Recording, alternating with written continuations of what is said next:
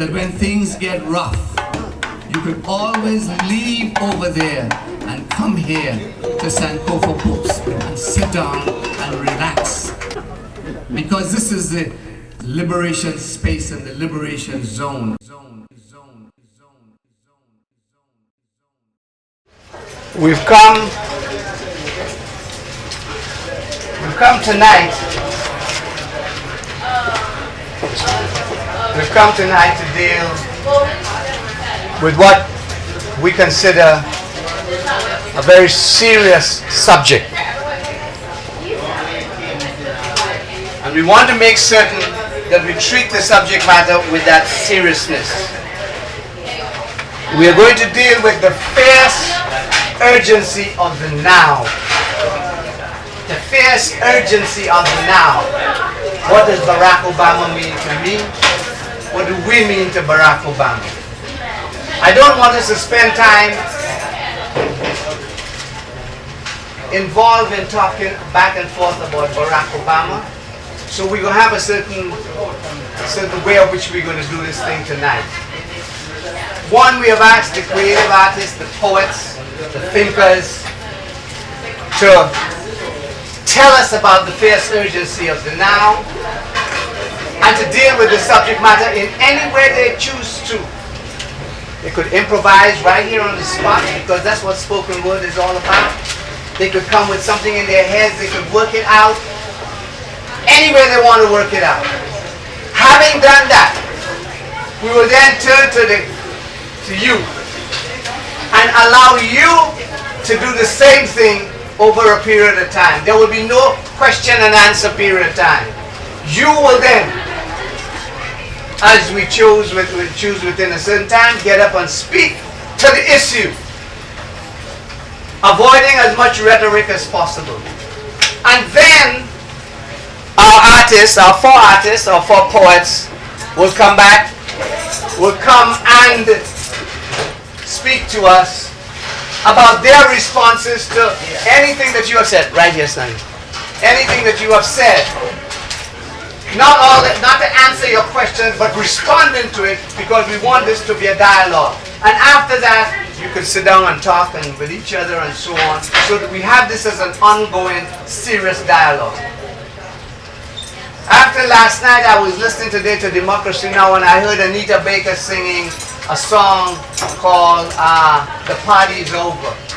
And apparently Anita Baker took the lyrics and did all kinds of things with it. And it was really funny because it related to what happened last night and what is happening today. But that's their business. I want to just introduce two poets. Both of whom have died. One, Aimé Césaire, and read just a little piece from him. And another little piece from Martin Carter, so we could understand what I mean by being serious. And so that we could have a serious, critical, analytical dialogue and not a rhetorical experience. This is Martin Carter, who was jailed, locked up, just like George Jackson, continued writing, just like any poet all around the world, who have resisted what is going on. This is a poem from Martin Carter. This is a dark time, my love. All round the land, brown beetles crawl about. The shining sun is hidden in the sky. Red flowers bend their heads in awful sorrow. This is the dark time, my love. It is the season of oppression, dark metal tears. It is the festival of guns, the carnival of misery. Everywhere the faces of men are strained and anxious. Who comes walking in the dark night time? Whose boot of steel tramps down the slender grass? It is the man of death, my love. The strange invader watching you sleep and aiming at your dream. For me, that's the fierce urgency of the now. This is a poem written from a brother to his lover, to his friend while he was in jail. That's the fierce urgency of the now for me. Now I'm saying I hope we could come to grips with what that means as we talk and as we present our work. And this is in honor of Martin Carter, who tells us, I come from the nigger yard of yesterday, leaping from the oppressor's hate and the scorn of myself. Charlie Parker wrote, Now is the Time. Max Roach wrote, It's Time. John Coltrane, The Love Supreme. All these brothers addressing that moment in time that was very critical to them. Dr. King, Malcolm, they all dealt with the time. Paul Robeson wrote a book called The Time Is Now. We are faced with some serious times, and it is for us to take that very, very, very, very seriously. So one last little piece here from my good brother Aimé Césaire, who passed in the last week or so, and whom I want to just want us to remember to read his work. And he says, this hibiscus is nothing but an exploded eye, from which hangs the thread of a long gaze. The trumpets of Solandros, the huge black sabers of flamboyance, the twilight which is a ring of keys jingling endlessly, the areca palms which are never setting suns, sleepless from the trans-piercing needles which the mind-blown lands never hesitate to insert, clear to their hearts. The frightful Sulcleans, Orion, the ecstatic butterfly crucified by magic pollen on the threshold of trembling nights, the beautiful black curls of the Cassias which are very proud mulatto women, their necks trembling gently under the guillotine. And don't be surprised if at night I moan heavily, or if my hands strangle more secretly. It is the herd of old sorrows, which, like a scolopendra, extends its head towards my back with red odor. All right. We have 5 people here whom we're going to ask to make their statements, their improvised statements, and their poems, their life, their stories, their love, their passion. They could do it however they want to do it. And we would like you, one, to listen carefully to what they're saying, because we want to have a relevancy between what they're saying and what we intend to say. We don't want it to go in one ear and come out the other. We want us to take this moment seriously and listen and make sure that we focus into it so that our discussion about the fierce urgency of the now and our discussion about Barack Obama, who just didn't fall out of the sky, we see for a very decisive reason that we are able to look at that carefully in our lives. The first person will be our sister Aaliyah B. Carter. The second will be my brother Jared Ball. The third will be Laini Mataka. The third will be Talam AC. The fourth will be Laini Mataka. The fifth will be Sonny Patterson. That's the lineup. I'm not going to give resumes of them because you cannot give a resume of a creative artist. Their work will speak for itself. There is nothing I could say about them that is not reflected in their work. Aaliyah. Good evening, ladies and gentlemen. My name is Aaliyah Carter. I am a representative of Howard University, the president of an organization called Poetry, which encompasses a group of students who are poets, fiction writers, MCs, and we get together on a weekly basis and work on our poetic prowess. We also host events for the Howard University community as well as DC and the surrounding community. I just want to say it's a pleasure to be here this evening. Having a community conversation is such a significant thing for us as a people to all kind of be on the same page and check notes as far as what's going on in the world. What Barack Obama means to me. This is definitely a big moment in history, a very beautiful moment, a very important moment. To have this example of the possibility and the capabilities of black people. To see a black man who's married to a black woman with black children, who's doing such a beautiful thing, is running and being able to be competitive with your most well-educated, most elite white person, and to be such a diplomatic representation of America. That's a big thing. So I really want to start off with a piece that kind of takes us back. It's a very straightforward piece to how we kind of got lost in America as black people, especially as black men. Barack Obama is setting such a good example for young black men to now aspire to greater heights rather than just wanting to be the basketball player and the entertainer. Hey, how about president? It's possible. So this piece is titled, "Give Me Back, My Black Man." Give me back, my black man. You've taken him and you're breaking him, put him to sleep. We will awaken him. You've beat him and you're shaking him, told him stories, always faking him. You're jealous and you're hating him, killing his mind, incarcerating him, making him weak. I know you've taken him. Ooh, look at what you're making him. You better give me back, my black man. See, you had him since the first days. You put chains around his throat, dehumanized his people, put him there up on that boat, raped his women in his presence, threw his dreams into the sea. So I'm coming at you directly, and you gotta deal with me. Had him working out in your field, straight for getting who he was, trying to reprogram his mental, watching everything he does, giving him your name so he was anything but black. You took away his mind. Now we're about to get it back. You're trying hard to kill him or just beat him half to death. You took away his manhood. What the hell do you think was left? You better give me back, my black man.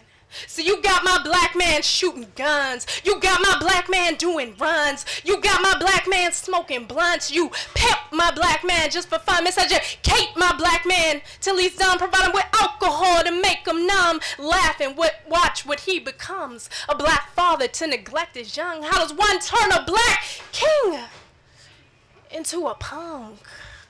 You've done some dirty junk. You better give me back, my black man. You see, he is not my black man, 'cause my black man wouldn't rape me. My black man wouldn't hate me. He cherishes my soul. My black man loves me greatly. My black man has rolls and dreads and twists. My black man, he wouldn't act like this. My black man's mature and wise and strong. See, my black man got it going on. My black man has music in his walk. My black man has power in his talk. He won't sell crack to his own folk. He doesn't drink or sniff or smoke. He refuses to pollute his mind. See, my black man won't be left behind. He doesn't call his women hoe or beat them badly just for show. You must not know the black man that I know. You better give me back my true black man. Give me back my black king. I love the way he makes my heart sing. I've been a restless black queen, went from lover to a crack fiend, bumped that I'm your mama and your dad thing. Give me back my black man. See, we're being molded into what they want us to be. Minds locked in mental slavery. Only we can set our spirits free. And I've got your back. You can rely on me. We need to take ourselves to a higher level. We can no longer ask favors of a devil. Give me back my black man's getting thrown into the trash can. I will not ask another day. Are you ready, black man? Then be on your way.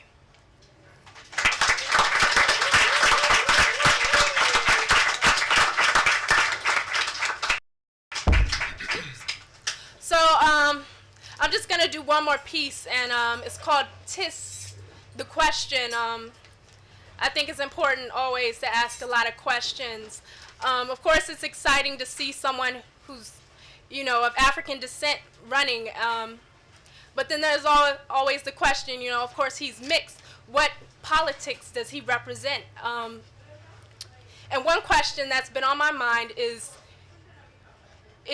does he truly represent the things that are important to black people? Of course, he's talking about social programs and universal health care and expanding education. And these are great things to be talking about, but you know, is he going to address police brutality and, you know, things that speak specifically to what we go through in black communities? And then the other thing is whether or not it would serve a conservative agenda to put a black face on some of the things that we're doing as a nation right now, the fascism, the corporate domination, global domination, sort of politics. So this next piece is about questions, and here it is. To be white or not to be white? 'Tis the question.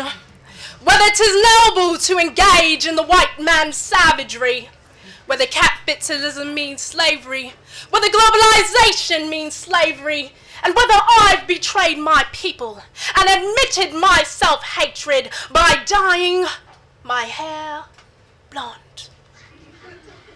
Whether to live or die to live or try to live dying. Whether to have kids, whether to raise kids, or whether to live in ghettos with guns and drugs and raise the dead, or let the kids raise themselves.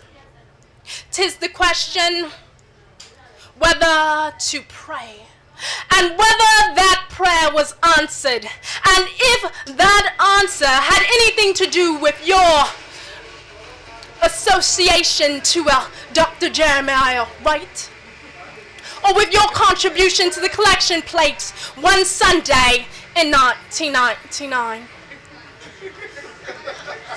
'Tis the question whether my accent is fake, or whether I'm fake with the ability to write poems that sound deep and fake you out, have you nodding, saying mm-hs and ah-has, agreeing with bullshit I never actually represented. 'Tis the question whether American soldiers will ever leave Iraq, whether America will be Iraq, and whether to rocks that have been cut and polished in the blood of African people. Although some things you shouldn't have to ask, like whether you'll eat tonight, or rather have the opportunity to eat tonight, and if you'll have health care, and if welfare's well fair, and does Obama care about black people, and what kind of skeezer is Condoleezza, you shouldn't have to ask. 'Tis the question whether black people really represent that many AIDS cases, whether AIDS is racist, or whether people can make up statistics based on how they feel. 'Tis the question whether that will give me cancer, or eating that will make me fat, or those headphones will make me deaf, or the sun will make me black, than black. 'Tis the question. And I wonder, for how long will ignorant black people continue to say, damn, it's hot in here, too many black people? 'Tis the question.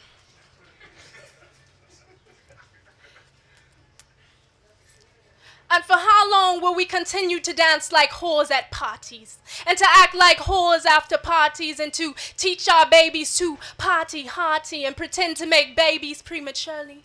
'Cause it can never be too early to ask, but it can always be too late. If it seems that your grandma and your daughter's only 8, You should question where black men learn to rape and kill and love and learn, and where white men learn to rape and kill and love and learn, and why we're much more comfortable with watching rape and seeing murder than living to love or loving to learn. Pose a question, it's your turn.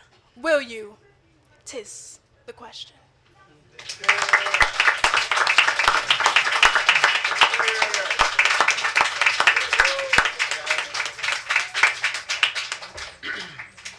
Good evening, everybody. How's everybody doing? Yeah, that's my man. That's my man. Cause I'm angry too. And in my office, the first thing I put up was the poster with Malcolm X's quote on it about all Negroes being angry, and I'm the angriest of them all. And I am proudly angry and unapologetically angry. I stay angry. I think it's an underrated emotion. So I appreciate my man saying that. I was thinking about what I would try to offer tonight, and I want to just say, first of all, I'm very happy to be here. It feels so good to be. I haven't been able to be out much lately, and to see a lot of people I don't get to see very often. I was supposed to be on the panel last week, and thanks to Shariq Yan and everybody, Professor Lynch for allowing me, and my co-panelists for allowing me to come here now, because I couldn't be here last week. But I was trying to think of, how I would offer my own, thoughts and involvement here. I'm not an artist. I don't see myself as, I'm not a poet. I'm not an MC. So, I became a journalist because, as the old joke about journalism goes, you cover what you can't do. So I wanted to cover the artists and make room for the artists that I couldn't be. So, when people see me, and I do want to pitch, all these things that we're involved in, with whether it's the Free Mix Radio mixtape that we freely distribute. We started doing that in 2002 just because all these artists that I wanted to hear on the radio couldn't get on the radio. Artists that I would belatedly find out about. I'd be mad again because I just now heard about them and the great music and the great art that they were putting out. And I was also very much a product of attempts to recreate media spaces, which is really how I'll try to approach my few remarks tonight. So when I was delivering pizzas, when I came back from the Navy, which I usually like to tell people, I'm a Desert Storm vet, so when I say what I have to say about this country, I feel, not that it's a special right, but an added right, because they sent me to war for nonsense, and anyway, so I just want to, forewarn you that all right, here we go.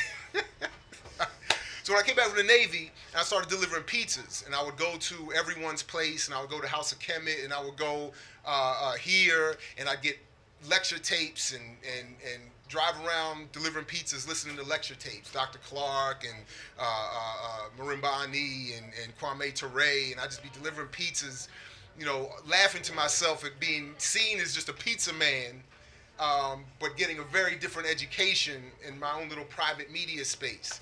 And then similarly, I started really getting into hip-hop mixtapes. So, Ron G, the Kid Capri's, I guess the second generation after, Hollywood and Brucey B and all of them, came Kid Capri and Ron G and a whole host of others. And I started listening to them, and I would go back and forth, because even without the language, I knew that what was on commercial radio was just harmful.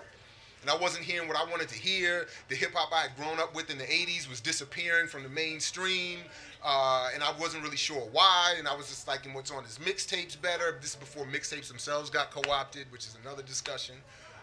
So they're not even mixtapes anymore. It's just DJs, getting exclusive tracks and throwing echo on their voice and saying, new shit, exclusive, hot new, whatever, And then you find out later that they got that just from standing outside Sony BMG all night long, waiting for somebody to break them all. So it's just another corporate outlet into our underground communicative history. The original mass medium of hip hop, the mixtape, has been turned into Hot This and Kiss That and all the other ones. So anyway.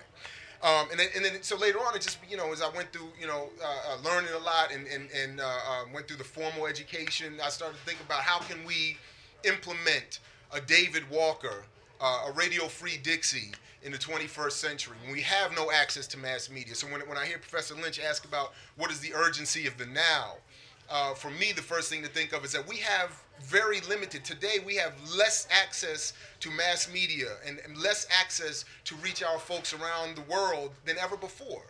And I know that sounds crazy given the internet and given all these channels we get and all these other things, but the reality of the situation is that new technology, as we learn from, even reading Huey Newton, new technology is born out of the exploitation of the masses and then used to oppress them.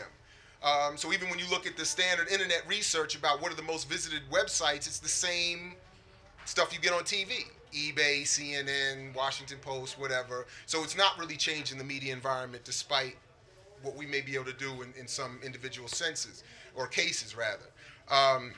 And what that led me to really trying to understand, and what I really wanted to get to tonight is that I'm working with my colleague, Dr. Haight or Dr. Bolden in the back, on this Fanon project, trying to update the analysis of Frantz Fanon and not just him, but the analysis that he represented, which is a much larger body of work, and saying, so what I was thinking of just now was when he said in A Dying Colonialism that colonialism is not about individual interaction with the sources of power. It's not about my particular relationship to the state or to the colonizer. It's about a total conquering of a nation, a total conquering of a people. And then he even said that is all, period. Like, to make the point that we can't get caught up in this case, well, Obama has the ability to go to Harvard and run for president, and I have the ability to have air conditioning in my home and to have a home and to have. It's not about that. It's about how is all of this related to the entire oppression of a people. And in this case, we're talking about the indigenous population, the African descendants. That's what I think we need to understand, that this ongoing colonialism, this colonizing process is still very much the dominant overriding force. And I think that, so when I just jotted down a note to say that I think Obama's function is to discourage this gathering, to weaken its effect, to weaken its impact, to expand beyond this room, that he is put there to preemptively strike against the discussion that we're going to have, or we're already beginning to have, to preemptively strike against the analyses that will come out of this room in terms of what we need to be doing. So then I was thinking again, well, if this is a colonial situation, and I'm not advocating this, and I know the lights are on, the mics are on. Forgive me if I can't make perfect eye contact with everybody. The lights, I can't see everybody. But so I want to be careful. I'm not advocating this, but I'm saying if this is a colonial situation, what if we were to readjust the standard for what we consider to be an adequate level of political activity to be guerrilla warfare? If Fanon is saying that the only way to free yourself is through violent reprisals against the colonizer, even when he is willing to peaceably pass it off, Fanon was saying you must still violently go at them. That's the only way to get your identity, the only way to get your humanity, the only way to become free. Because decolonization cannot occur if there has not been a violent response to the colonizer. Now that's Fanon's analysis. So what if we just took that and said, now I'm not saying I'm going to go out here and start shooting anybody. And I'm not saying you should do that either. But what if that became the standard for our analysis of what is a minimum, or in this case, the highest level of political awareness or consciousness? Then how would we look at an Obama? How would we look at any of the number of other things going on around the country and around the world? As despite popular image, the material conditions of all of us is devolving. And it's devolving from a standard that was only seen as progress because of plantation enslavement in the first place. If we wipe that out as a standard, then we cannot see our condition even today, right here, even my own personal well-being, as progress. Right. This is why, again, Bob said, all we have lost. Right? We already had all of this. We were already here. So to get back to this point can't be seen as progress. It has to be seen as something less than that. When Malcolm says the 9 inches in the knife, somebody puts a knife 9 inches in your back and pulls it out 5, they don't deserve to be thanked. Right? I mean, that's really all what we have here. So, okay, I just want to, so when again, I heard Professor Lynch mention George Jackson. George Jackson said we need 3 elements to bring about a revolution. He said you need an aggressive political party that will help popularize revolutionary culture. And to that extent, I ran for the Green Party nomination for president, and I'm now supporting Cynthia McKinney. And And I want to be careful. I'm not, we used to do a presentation. We still do. We put the presentation, Head Rock and I were going around doing this campaign, do the presentation, we put up a picture, just a green square on the projector. And we would say, the Green Party exists, it's awfully white and safe, and then we'd say, well, we want to change a little bit, so we added a red stripe on that. If you can just try to imagine it, we want to bring in the Latinos and the indigenous folks, and then we brought the black stripe and said we want to bring, of course, our African people and have a real red, black, and green party. That's really what we were trying to create, and I think Cynthia's trying to do the same thing, so I just say that. But then he also said we need an underground press, which is the spirit of Free Mix Radio and my involvement in WPFW. Jazz and Justice, Monday afternoons, 1 to 3 p.m., and we are on a pledge drive, so, okay. And then, of course, he said we need a secret army, all of which would work as a coherent unit, even if not officially linked with one another. And I think, again, if that becomes the standard for how we approach our analysis, then we can begin to ask these fundamental questions about what is Obama, what does he represent? If Zbigniew Brzezinski, who is one of his major advisors, has written eloquently, some say, that, as he said, quote, cultural imperialism is an underappreciated facet of imperial rule, where he said that the reason the U.S. will last longer than empires of the past is because, quote, we control international communication and popular entertainment. Then we turn around and see him presenting us with a Barack Obama, who has been groomed for several years. And again, this is not a personal attack on anyone. It's trying to get us to understand how we all are meant to function within a colonial system. And if we look at it that way, then we can see him as a colonial administrator, meant to look like the people he's meant to rule, meant to weaken even the ability to have the discussion about race, as we've seen him in his response to Reverend Wright, that we can't even have him say, let's have a discussion about how a man who could spend 40 years in the church and studying this and studying the history of black people could have the perspectives that he has. Why can't we then just have this be a discussion? How could this very learned man reach conclusions that are so wildly seen as different? We can't even do that. And because a black man is standing up there saying, I don't want to have this discussion, and he's dismissed. Similarly, as they sent Colin Powell in 2001 to the World Conference Against Racism, not physically, but just to give a statement saying we won't participate because you equate Zionism with racism. So a black man telling the world we won't participate in a World Conference Against Racism is, again, meant to be that cultural imperial wing of this ongoing colonial system. So then I'll just kind of wrap it up for now and say that I also think a lot about a quote that Derek Bell wrote, the legal professor, critical race theory. He said something to the effect that if you took today, in today's world, if you took black people randomly by the hundreds each week to a secluded place and shot them, that would be only different in application or process than the policies, the public policies we have in effect that most of us feel powerless to change, something like that. So when we look at, again, the UN definition of genocide, which is 80% not about physical annihilation, it's about cultural destruction, slow death measures that prevent you from education and healthcare. If we see, look at what's happening to black communities and other communities around the country right now, it's easily a genocidal relationship. It's easily one that bespeaks of what Derek Bell was talking about. And then we could also go just from Derek Bell to Sean Bell.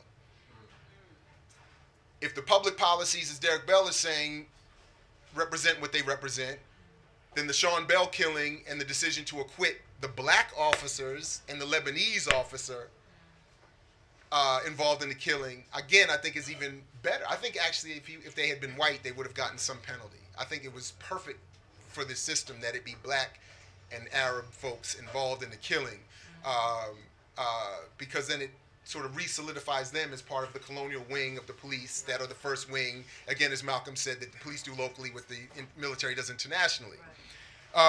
So I think that if we look at it that way, which is, again, what my recommendation would be, then we could see that we have to be doing a lot more than what we are doing. In the media work that I'm involved in, the attempt is to try to make space, as George Jackson said.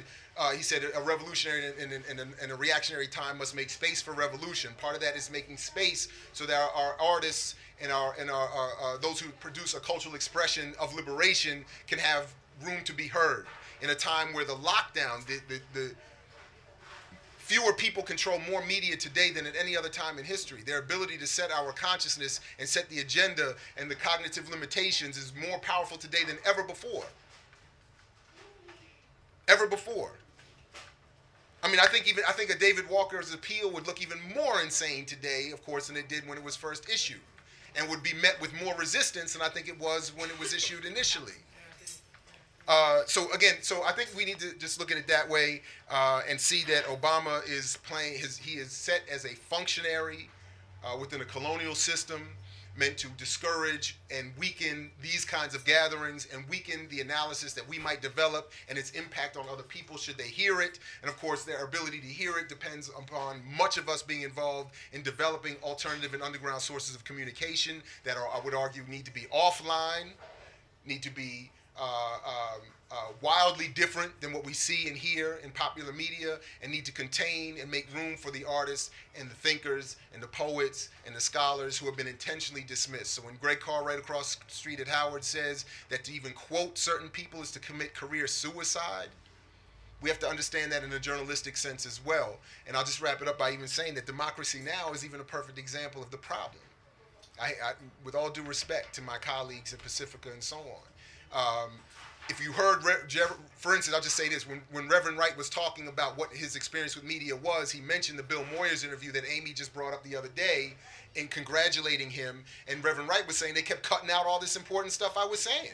So even Bill Moyers, right, even the so-called liberal left has a very loyal opposition agenda that we need to deal with. And again, as Kwame Ture said about white liberals, they are the weakest element within white America, which is why they're the first who are willing to deal with us, because they have no power within their own communities to make change within their own communities and relations of power.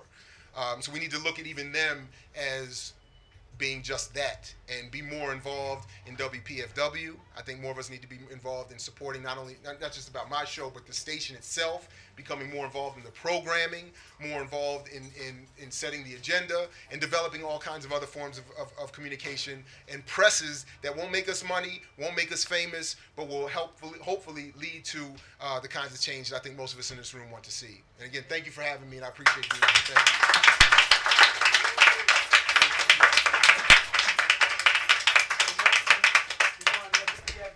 I heard somebody talking about the top pianists in the D.C., Baltimore metropolitan area, and D.C. producing all these great pianists. And they called 10 pianists, 8 of whom were white boys. They left out Lafayette Gilchrist, and they left out my boy, Mark Carey. And well, they mentioned Alan Johnson, and they left out Mark Carey. I said, there we go, PFW again. You got it, bro.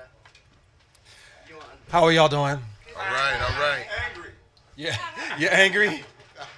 My name is Talam AC. The funny thing is, before Jared spoke, I thought I was going to be the radical. Now I know I'm not even going to be close. And it's funny because when you invited me and you said that was the subject, like what does Barack Obama mean to me? I was kind of like concerned, like, oh, they don't want to hear what I have to say. And then like, now I was listening to Jared, I was like, oh wow, I never thought it was that deep. You know what I mean? I'm a spoken word artist, so I'm gonna fit in as many poems in the time that I guess the time precedent has sort of already been set. So I'm gonna fit in as many poems into that time as I can, as well as talk to you a little bit. Blasted out of my sleep 6 o'clock in the morning. Some maniac outside leaning on his call horn. Got to go outside and teach him the proper etiquette. Neighborhood bad enough, can't let it get worse than it already is. You hear me? No, this is interactive. Like yes. You hear me? Yes. I need my sleep. That's the only time on this planet that I ever get any peace. I tried that college thing on some American dream tip, but yet I still live on the same street that I grew up on. Them same streets that I grew tough on. My mother hoped that I would surpass at least to the middle class, but yet I'm still stuck on that same mentality. And all those years of college ain't even challenged me. But when I graduated, life was right there to put a degree in my hands and a foot on my chest. And here I am dressed in my pajamas, no slippers, about to run outside and rip the backbone out this fool. Ain't got nothing to show for all those years of school, but bad credit.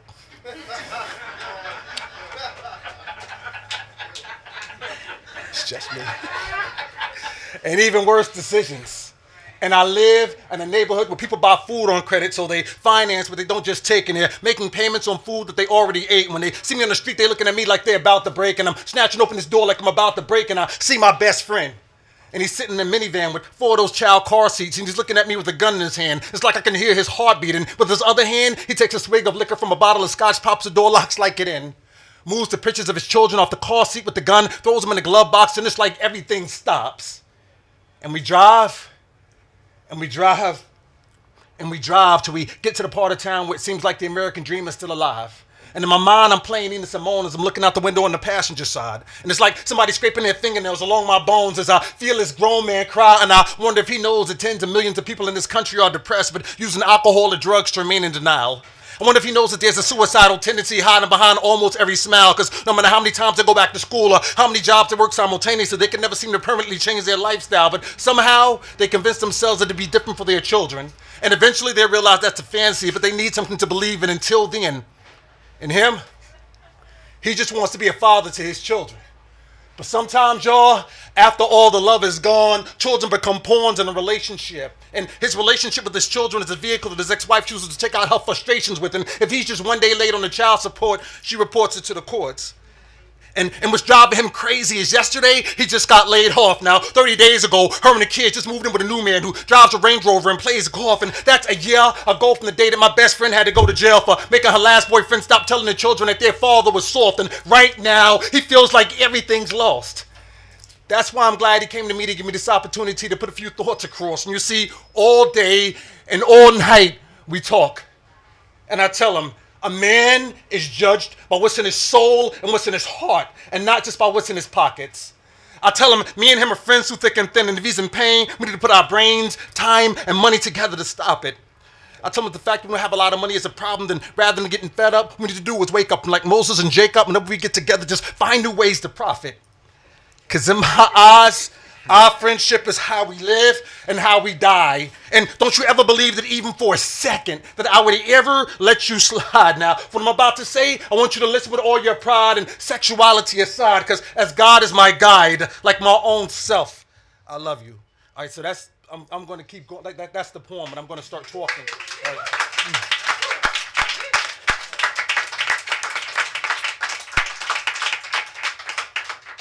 So I was like, it's funny because I wish like me and Jared was sitting there having like a Lincoln Douglas and just talking just back and forth, because I was like, well, and it's so funny because we're so similar, but then like the central point is so similar, but like where we go with it is so like a little different.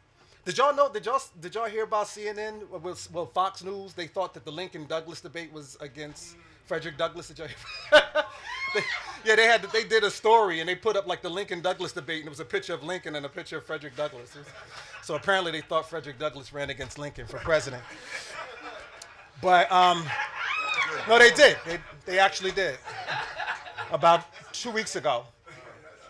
No, I'm dead. I swear to you. I mean, email me. I'll send you the.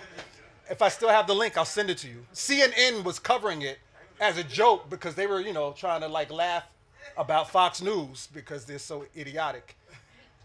So much unlike CNN, right? So, Jared brought up a lot of interesting points. I know he was talking about Radio Free Dixie, so we were talking about Richard Williams and Robert Williams, and we were talking about that time. And I was listening to when he was talking about Fanon and like Fanon's analysis, and obviously, dude was extremely intelligent. He was a physician. But what I kept thinking is, he was a physician in the Algerian, conflict, with France, and he was seeing like people blown up and shot and killed every day. So I think his analysis probably would be a little bit extreme for where we are now. Could be, but I know I wouldn't advocate like violence unless like on the way home I was intending to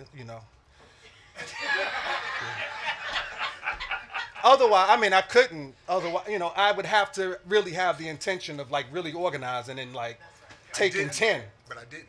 You heard of taking 10, right? Yeah. And the thing that I feel about Barack is that I don't necessarily, and again, and this is where it's weird, right? So this is our dialogue, kind of. And I agree but it's not important whether I agree. It's what's important is I see differently in terms of I don't think he was groomed to be what he is. I think he just is that. I think in the same way that I have to do what I have to do. I mean, no matter what, I have to write what I write, say what I say, move the way I move. I think the same thing about that brother. I think he is that. I think he is, and he is internally a politician. He is intrinsically that.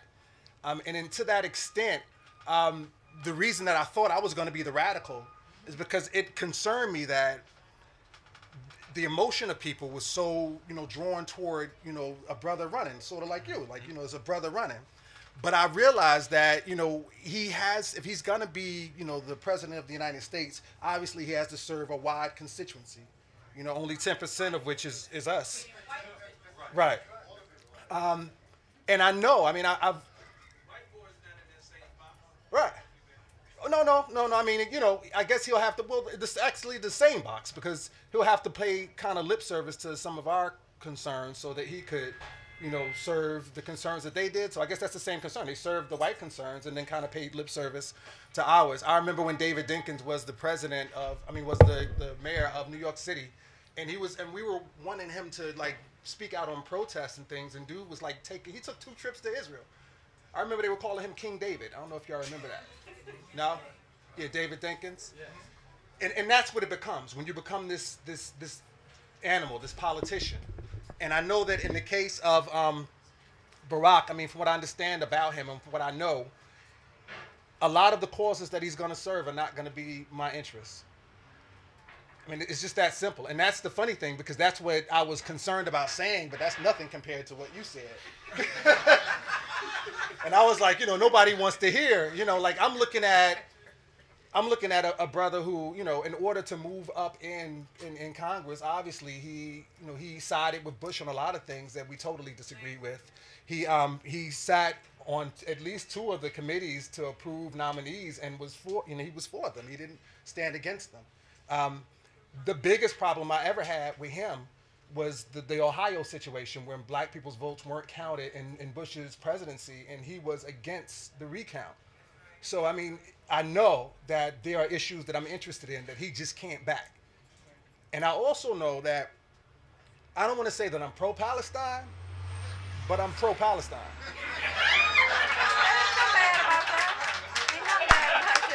And I know one thing's for sure is that he's not. He's just not.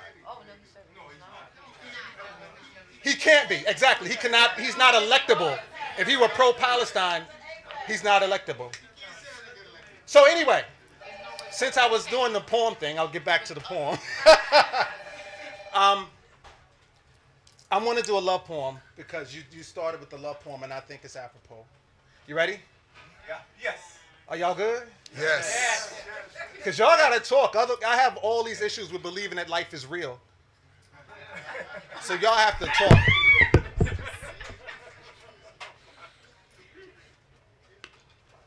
There is something about the way she conjures the ancestors. She dances when she walks like she's from the Congo. Pure. Convo like Asada Shakur says, brothers don't have the science to get past her self-reliance.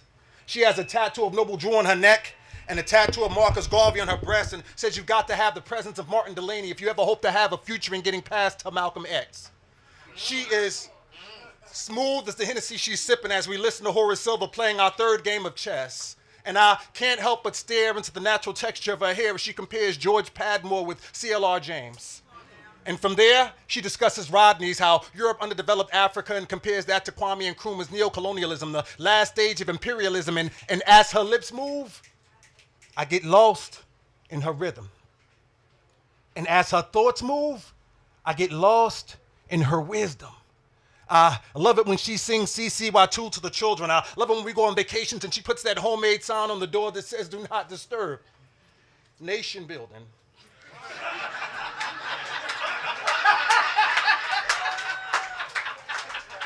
She is Harriet Tubman, loving her people with a passion, fashion like that last chapter in Carter G. Woodson's Miseducation of the Negro. We go conjure the ancestors after every poetry reading, breathing life into the souls that surround us like New Orleans, constantly calling me back. I bathe her in compliments. I Wrap her confidence around my waist. I taste her ancestors' DNA every night because there's something spiritual about swallowing the same fluids that once coursed to the physical forms of her predecessor slaves and tribes. And yo, you might think you know me, but if you ain't never seen me with her, then you ain't never seen me alive. I said you might think you know me, but if you ain't never seen me with her, then you ain't never seen me alive. Because she goes from J.A. Rogers to Abu Bakar, while her heart beats the rhythm of the Haitian Revolution, and she dances to it, singing the songs of the Cimarron colonies of San Salvador. And as she moves, there's something about the way she conjures the ancestors. There's something about the way she conjures my soul by day and by night. There is something about the way that she has conjured me back from the dead. There is something about the way that she has conjured me continuously, y'all, back to life. So I want to say, like,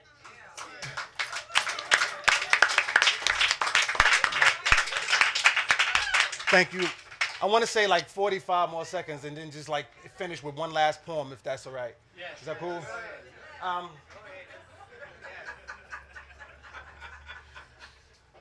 One of the things I used to buy like a lot of Sean John and Rockaware and stuff, which was like tripped out because I never was like under the impression that like Jay-Z or Puffy were particularly revolutionary.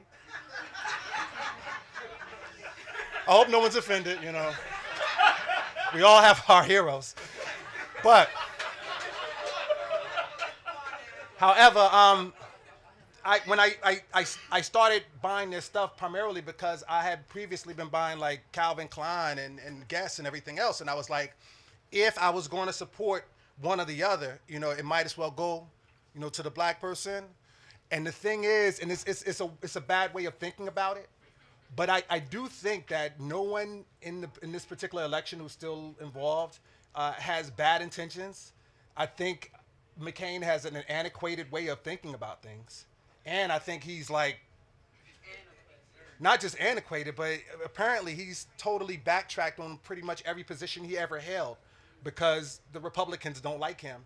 And he's feeling like he has to do whatever he has to do to appease his party, right? The way I surmise it is just that I would like to see a black president. I would like to not see the black population be disappointed and depressed over it. But if you had to choose one, it would have to, I mean, in my opinion, that would be my preference. But what I think people tend to miss is that the issues, I mean, a cult of personality is a cult of personality, and pop culture is pop culture, and presidents do not make or break anything. The problems that we have are not based on necessarily who was president. The problems that we have are systematic. Our problems were written into the Constitution intentionally hundreds of years ago, and they will not change no matter who is president. The real things that we care about, the real things that concern us, the things that keep black people on the bottom of the totem pole are systematic. You could mathematically work through the Constitution and find it. And I think that, and this is the last 3 points I'll make, well, this is the last 3 sentences I'll say before I do this last poem. I think that one thing that we sort of missed is that George Bush, in looking at what George W. Bush has done, it makes you think that a president can do a lot more than a president can do. No president has ever done that much. And of course, in this case, I'm talking about that much damage. But I'm talking about that much. But the reason that he was able to do that much was because the tragedy that occurred during his presidency was that big.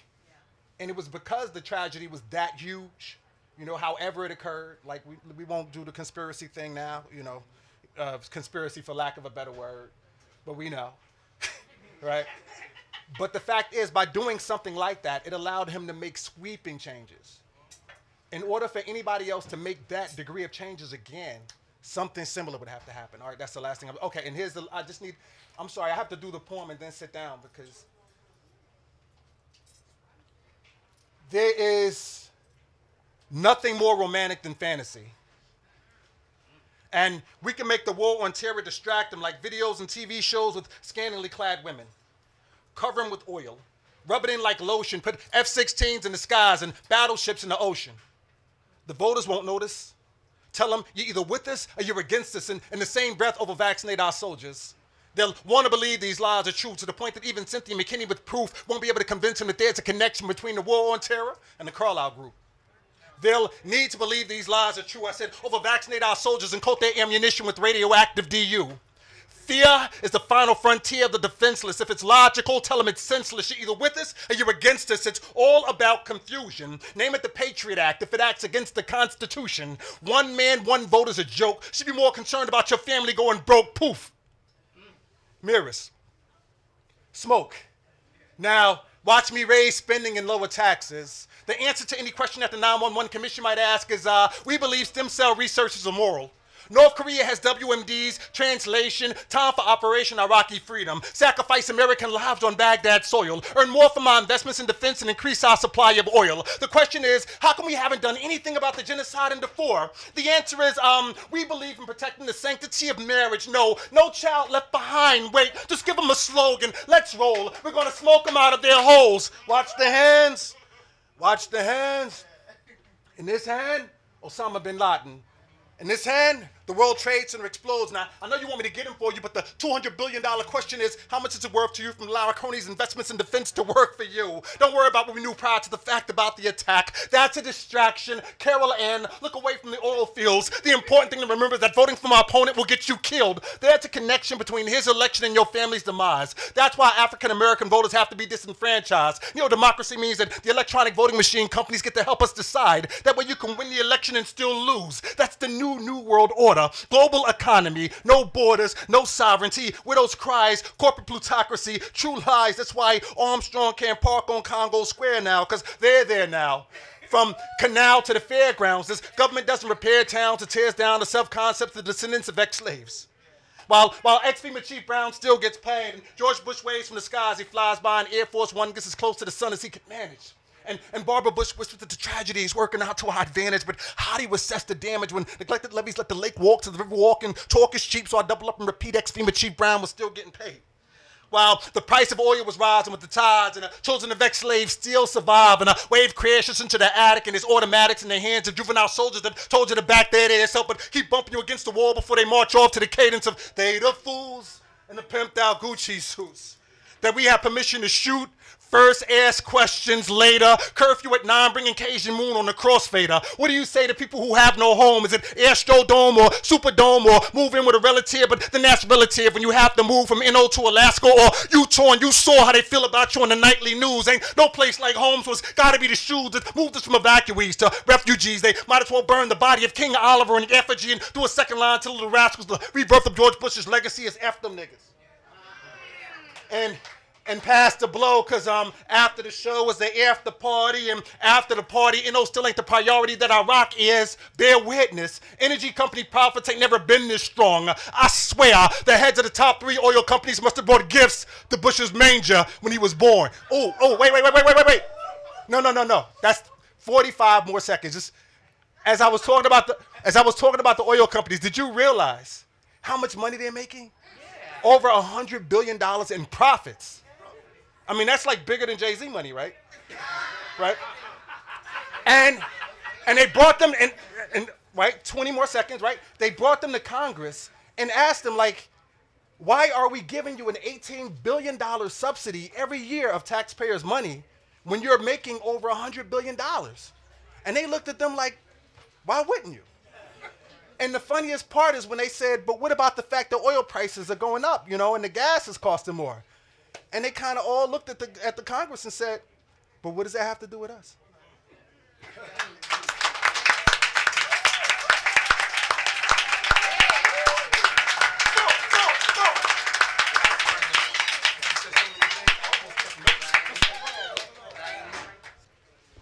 Can you hear me? Okay. This poem was written last night. I'm reading 2, and all I can say is I have absolutely no faith, no confidence, and no belief in this government whatsoever. Okay? And with that, the title of the poem is There's Paralysis in Our Analysis. Since America is white supremacy's most zealous devotee, and elections are its way of allowing its pawns to think that they can move about freely on the chessboard, when we pull those levers, what do we really expect to happen? That unemployment will cease? That we'll get one of the 50 acres and a fifth a mule? That all the guns will hightail it out of our communities, dragging crack behind with it? When we pull those levers, do we think that we're Africans having an American experience? And when we find out that our candidate won, does that mean white people will stop being so goddamn white? We cling to voting like it's our greatest and only chance to invoke change, like our very lives hang in the balance, and if they do, ain't no ballot gonna undo that. We misrepresent ancestors and claim we must participate in the process because of their past suffering, while ignoring the fact that their analysis was rooted in their times. And since then, we have been brutally uprooted, and though we can identify the hour, we never know the time. We think voting is the answer, and when it doesn't work, we still think voting is the answer. And when it's proven to us that it doesn't work, we still think voting is the answer, only it's got a birth defect. We always vote within the parameters of who Whitey shoves in front of us. We dare not vote for Cynthia McKinney or even a candidate of our own, chosen by our own party, created out of our own collective needs. The ancestors who got their heads busted open didn't know that anything the system gives us can always be taken from us. So they accepted the right to vote, even though it was stamped with an expiration date.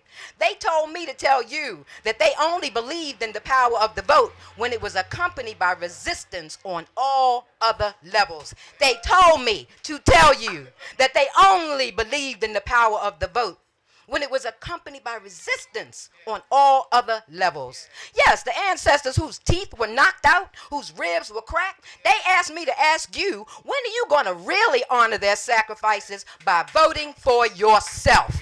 Stop thinking the way things are is the only way that things can be. We're always choosing the lesser of two evils, which is like sitting comfortably in manure because it smells better than death. Voting is believing in the integrity of white people. Voting is believing in their system. Voting is believing you are included in that system. If you believe your vote counts, then you also think you matter to that system, and that one day white people will slip up and be fair. The people who raped us till we mutated are the same people who set up the electoral system, are the same people who denied us participation in that system, are the same people who lynched us with a smile, are the same people who control the voting machines, are the same people who now consider us non-essential, are the same people who count the ballots, are the same people who control the results, are the same people who are customizing diseases to our DNA, are the same people who filed our votes in the trash and claim our problem is we don't turn out at the polls. But as much as we huff and puff about the vote, somehow our passion doesn't extend itself to battling for the rights of those who were sucked up into the penal system and stripped of their voting privileges even though they served their time. I mean, if voting is so apropos, then why don't I hear our voices screaming for justice until we break the glass windows of every courthouse in this land? I mean, if we just got to vote, why haven't we slayed the dragons of Diebold and used their remains to issue receipts as proof of our choices? If the process is worth our hyperventilating, then why aren't there small political classes being held all year long, breaking down the process so that even our children can grasp it? Until we learn to vote for our own genius, our own intelligence, our own natural gifts, until we cast a ballot for our own autonomy, our own power to alter reality, until we elect ourselves to be the commander-in-chief of our own fierceness and collective might, we need to stay out of the polls, go find the manger, and wait for another miracle.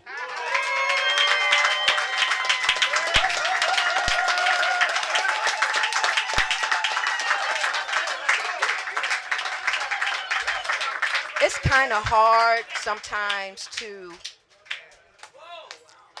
go someplace or be a part of something like this and hear people that you've been talking to for like 30, 35 years. People that you know read, okay? People who are always political, always at the demonstration, and they don't understand what's going on.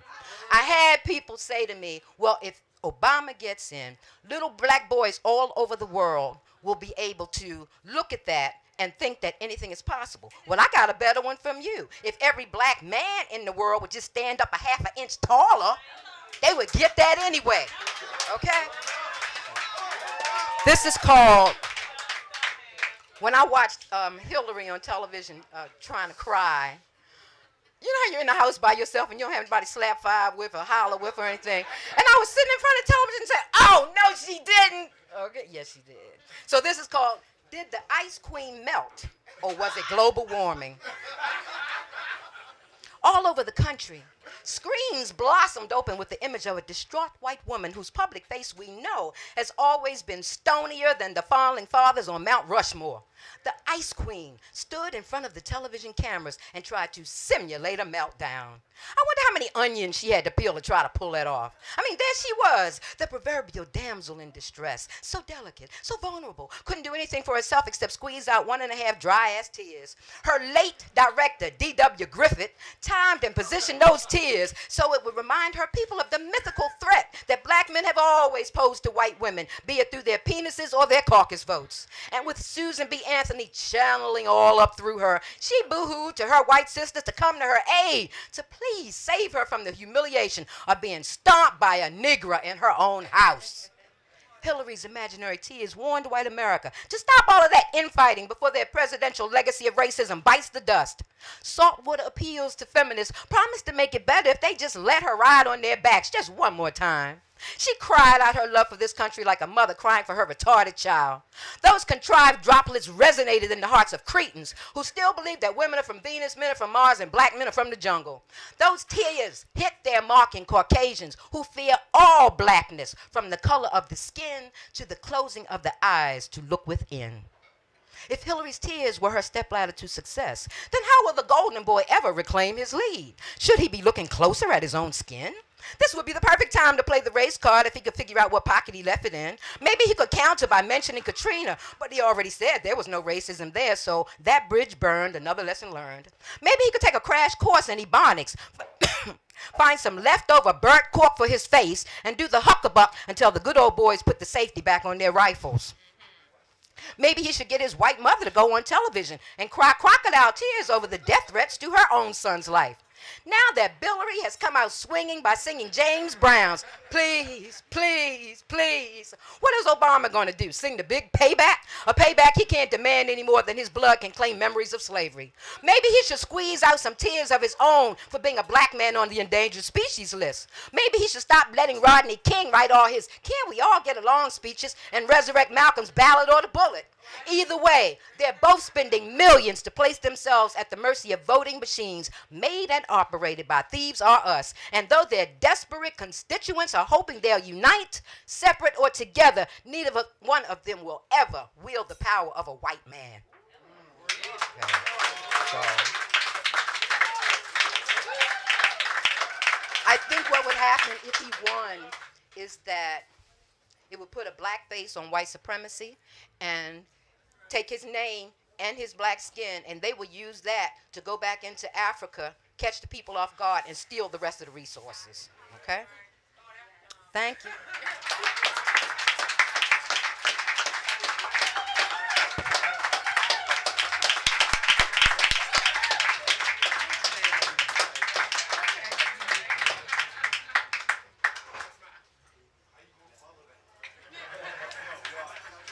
She ain't gonna have no problem with it.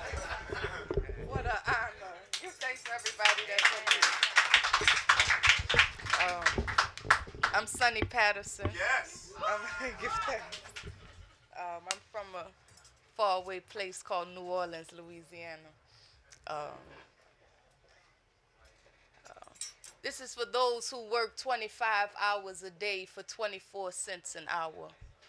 For those who trod the street, stress heavy, feet strapped with anguish, back bent with burden. For those who live between the lines of fear and confusion. This is for those whose eyes have witnessed the sunrise and they still question the awesome power of a supreme being. This is for those against the wall, or in the dust, or behind the bars, or on the other side of the barrel. This is for those who do not see God in the mirror, or a tree, or a blade of grass, a homeless man, a crescent moon, a drop of dew, a ray of sun, or a purple sky. This is for those who have given up on life and just wonder how they are still allowed to open their eyes wide in the morning. And I say to you, it is not yet time to die. For seekers of a better way, for speakers of new words, for creators of another day, awake from your slumber, massive in number, as brave as thunder, as courageous as hope, as audacious as faith. I see heaven in your face. How does it feel just knowing that wherever you go, the holiest of holies is present in the form of you? So this is for you and for your worth. It's nothing less than divine. I say this for all of those who survive, who get up, who scream, even when the takers try and zap their dreams, who shout no, who cry yes, who feel the glory of victory boiling in their chests, for the lovers of love, for thinkers of peace, for workers of justice, field hands of freedom, whose voices ring high when vibrations are low, for the tillers of the earth and the seeds they sow grow big, grow long, grow up, grow high, rise and take your stance, because it is not yet time to die. You see, we have not always found comfort in killers. We have not always found solace being rocked in the bosoms of those who silently pray and openly destroy. No, not always have we mistaken mimicry for mastery, or pretending for knowing, or enslavement for freedom. But across my memory marches millions, bold, regal, resilient, confident, unshackled feet stumping up spirits to guide us through this fickle material world. We like sun and moon folk, universal souls, praying our prayers, singing our songs. Eshu, Ogun, Shango, Yemoja, Oshun, Obatala, Oya, Dambala, Aido, Wedora, Nkango, Olodumare, and Yame. We know all of you by name. We are people of beginnings, of culture, of strength. Not always have we given in to the empty threats and scare tactics of the powerless ones. Not always have we allowed the blood of our sons and daughters to color the streets while we're walking asleep, marching to the beat of death siren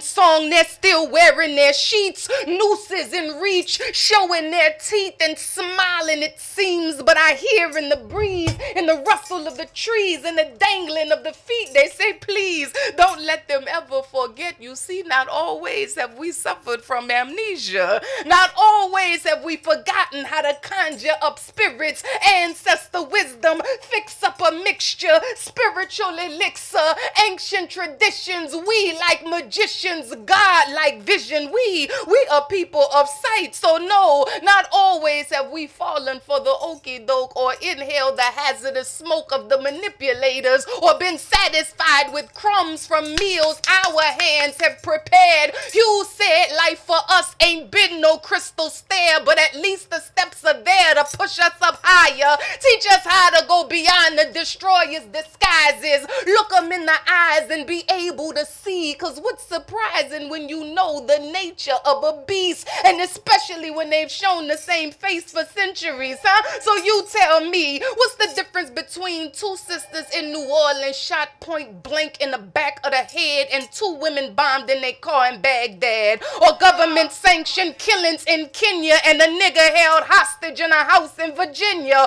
or poverty in Haiti, or poverty in Jamaica, or rape in Rwanda and rape in Somalia, a sweatshop in China, or one in Guatemala, or smallpox in blankets, syphilis in Tuskegee, formaldehyde and FEMA, ethnic cleansing and Katrina. I recall within the speech Dr. King made us aware. He said injustice anywhere is injustice everywhere, so they can spare me that drama. We got the heart of them field working mamas. We carry the torch of that ancestor fire, so with every fiber that flutters in our being, and every find that comes from our seeking, and every hearing that comes from our listening, and every sight that comes from our seeing, let us be faithful, strategic, victorious, and free. Now this right is for Tevin.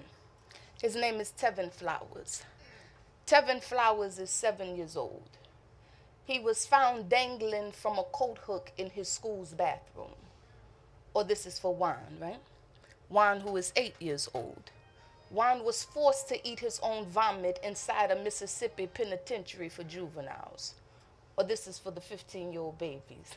Like 15-year-old babies, they live in such a state of lack and limit that they give up before they even start. But then again, children only do what children are taught. It's like if 3 strikes against them before their feet even touch the land and they move through this life without a choice or a chance. But I ask who? Who in here can be the voice when the sticky fingers of fear have gripped the throats of the people and words as beautiful as freedom or justice or love just never quite make it to their tongues, and they are stuck choking and gasping for breath on a coulda or a shoulda till there's nothing more left. But I am here like thousands of miles way up in the air, turning clouds into flowers, since the ones down bottom lie limp and unwatered in unsafe schoolhouses where cowards become heroes and the heartless are given power, and the only thing that matters is the making of a dollar. Who really here will serve? Who can show that there is light? Who can tell of the precious dawn that follows the onyx night? And when you say it, will you feel it? Will you really believe with all your might that every flower is sacred and every future is bright? I'm asking who?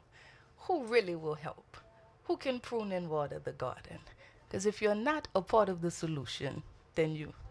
Okay, that's that. But we give thanks.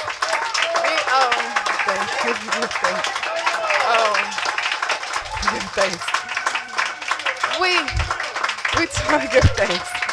We talk about Barack. I heard for the first time this song, Barack Loves Me. Did y'all hear this? I heard this for the first time yesterday. Barack loves me. Barack loves me. That's what I heard. Like, well, you next to Jesus, Oprah, and Barack, you can't miss. You can't miss. You're good. You can't miss with that. That's the sure shot. What I do like about this time, why I think it's such a pivotal time that we are in right now, not saying no other time was, but right now for us, the symbol of what Barack stands for, the hope, this hope that he speaks so openly about, the hope that he says is not just blind optimism, this love that he speaks of, this bravery that must also come with being hopeful, with being steadfast and firm. Whether this man wins or not, what I know for certain is that no revolution, however we define this word, and sometimes so often we stop at a forcible overthrow of a government, and we forget that the next part to that is with another one taking its place. That's right. So the main thing that I'm concerned with is the spiritual activism that must take place within our people, because we suffer such a disconnect, and because we are so deficient in knowledge, divine understanding, and just the divine aspect of movement. How now do we speak and live in a hope that goes so far beyond Barack?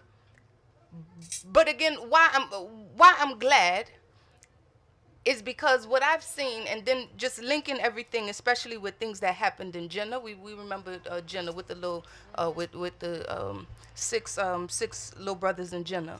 And for a long time, I really didn't know how to deal with this. I was asked to speak there, and I couldn't understand, because I was like, okay, it's 6. This is the same thing that goes on all over America.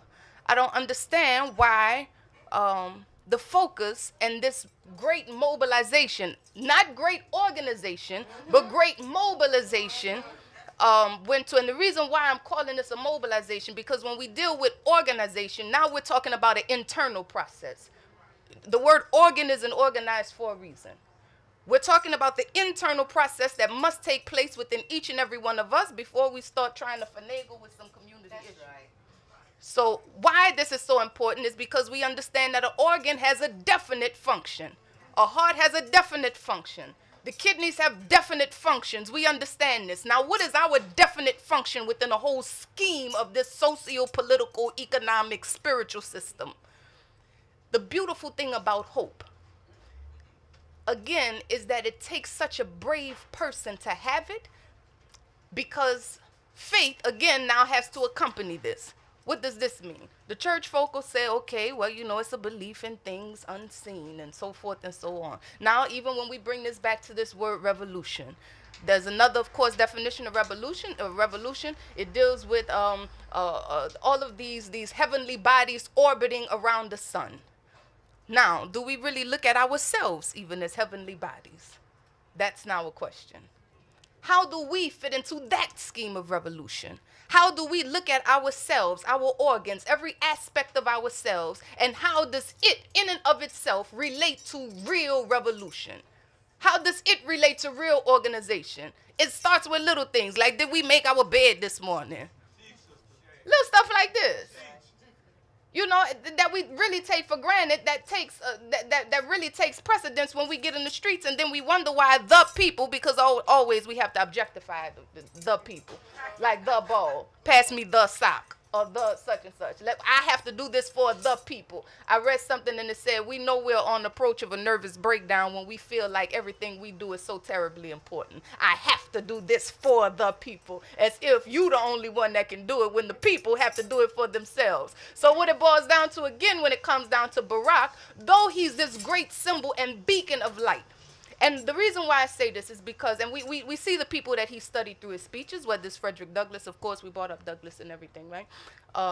Of course, I'm waiting to see some of Fanon and everything come in, but I don't know how that's going to happen with Barack speaking to, but we never know.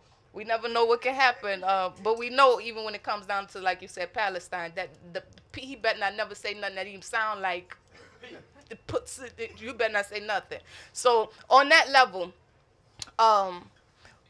what it goes to, and my mind goes a mile a minute, and there's so many things I have written down that I wanted to tell you, but we'll stick with what's coming off my mind first, right? So, so the faith part. Let's go back to this. Why the bravery takes place, and why it's such a enormous feat, is because it boils down to having the courage to really love. Now, what does this mean? This is a divine aspect of love. Not this aspect, okay, we make these accommodations to this unjust world. And so often, this is what we think this thing is about. This is what we think Martin Luther King and everything was about. An accommodationist. This is where we even talk about Booker T. Washington and so forth and so on. I've heard Barack now compared to Washington and everything as well. So when we talk about this whole accommodationist aspect, this goes far beyond this whole courage to love, this courage to be faithful, this courage to have hope. Then again, the other question is, have hope in what? And only we can answer that. Because we know that real revolution, real hope, real faith does not take place in Congress rooms. It does not take place around round tables. It takes place in places like this. It takes place on campuses, in lunchrooms, or it takes place around these little round tables outside. So the hope comes in because we have to have hope and have to have the optimism and the fact that we are survivors. If we've lasted this long, if we come from a line of people that have been beat, that have been maimed, that have been burned, that have been killed purposefully and strategically. There's a teacher of mine, he has a book, and the name of the book is entitled, Somebody is Trying to Kill You. As soon as you walk out your door. But the thing about this, to bring it back to, and I'm kind of moving real quickly. So to bring it back to Martin Luther King as well. He was in his letter to Birmingham, right? Remember, he gave these 4 points for nonviolence. The first one was investigation, right? Because, you know, we'll go to something and be like, damn, John, you really did rob the store. You know what I'm saying? We thought it was good. We didn't think you robbed the store. We coming to your aid, and you done really shot man them. You know, that's how we do things. So the first step he said was what? Investigation. The second step was for them negotiation. Um, Negotiation. The third step after that was what? Purity. To basically the self purification process. Right? We know this in the letter, right? The self purification process. The fourth step was direct action. After that, what he said about Bull Connor. He said he knew some type of physics, but he did not understand the type of trans physics that we were dealing with as a people in certain fires that water cannot put out. How does that speak to our sense of hope? How does that speak to our sense of faith? Not within the system. The system has shown its same face for as long as we've known this. Not within the system, but within our inherent creator-creatress ability. My concern is that spirituality, there's a definition of spirituality that states it's the highest form of politics. As African people, do we look at this now? Do we look at our spirituality being our politics and our politics being our spirituality? So now how do we come spiritually active in order to move in a strategic hope? Strategic hope, again, not this blind optimism on, and Barack knows this. Barack understands the fact that, okay, I'm speaking to a people. We know the theological way of speaking and talking. He'll give you about 50 million, like I'm doing right now, 50 million definitions or 50 million, you know what I'm saying? But what he understands, and he's the only one that's really speaking about this at this particular time. Now, we can even come up with strategically how things are universally aligning when we're talking about moving toward this whole 2012. When we talk about this thing, are we really, acknowledging 2012? Are we really acknowledging how spiritually things are moving? Are we really looking at this from a real and honest perspective, and how would this affect us? Are we looking at the fact that at this particular time it's stated that Venus will come forward? Are we looking at the fact that in 2012 what is stated that from an African perspective the star of Olokun rises, Olokun being the star of Africans? Are we looking at the fact that even 2012 numerologically goes to a 5, which deals with Mamo Shun, which now deals on a divine love aspect? Do we really look at this? And I don't know if we do. I don't know if, and just as you said, when it comes down to anger, the beautiful thing about anger is that it makes us move, and we have to have it. But the thing is, we have to be radical in everything we do, even in our humility, because this is what is going to pave the way for our ancestors. This is what's going to pave the way for us to move forward and stand and rise as a people and really be able to say, to hell with the system, it's burned down. And on top of the burning down and on top of the beating and the hammers and the guns, what we have at this minute at the same exact time is the movement to build it up. I'm optimistic about our future, especially looking at you. And I have to put her on the spot. I'm very optimistic simply because I know, I don't even know how I know, but what I know is that the great thing about a great and merciful creator, creatress, is that everything is right here.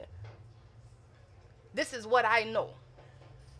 What I know is that it's dependent upon us and how we move within our own personal lives. How we look in the mirror at ourselves and say, God, you are beautiful. When we look in the mirror and say, I treat myself with ma'at. I treat myself with justice. I'm reciprocal to myself. I treat myself in a harmonious manner. Then and only then will we be able to move within our communities and say, I love you because I salute the God in you. Or I love you because I salute the goddess within you. Only then. So when we're speaking about hope, and why this is so, again, with Barack, at this particular time, symbolizing being a major symbol in so many communities and on television, speaking about these things so openly, it allows us to really be able to not just say, like Mama said, when it comes down to this is a symbol for little black boys to, you know, be able to say, we can do anything. Has nothing to do with Barack. It has everything to do with the fact that at this particular time, what I know is that the universe and all of the forces are using him. At this, but this is no coincidence. Granted, there's several other things, but the underlying aspect is that he right now is being used to say these words, to say words like change, to say words like hope, and to form this whole movement of people at the same time to say words like hope, to say words like faith, to just say words like love. The more, and just imagine, the more people who say them, the more people who think them. So now the more people who think them and the more people who say them, that in and of itself creates the change in the world that we desire to see and that we desire to be. I can talk a whole lot, but I'm going to end. I give thanks for y'all listening. I appreciate it.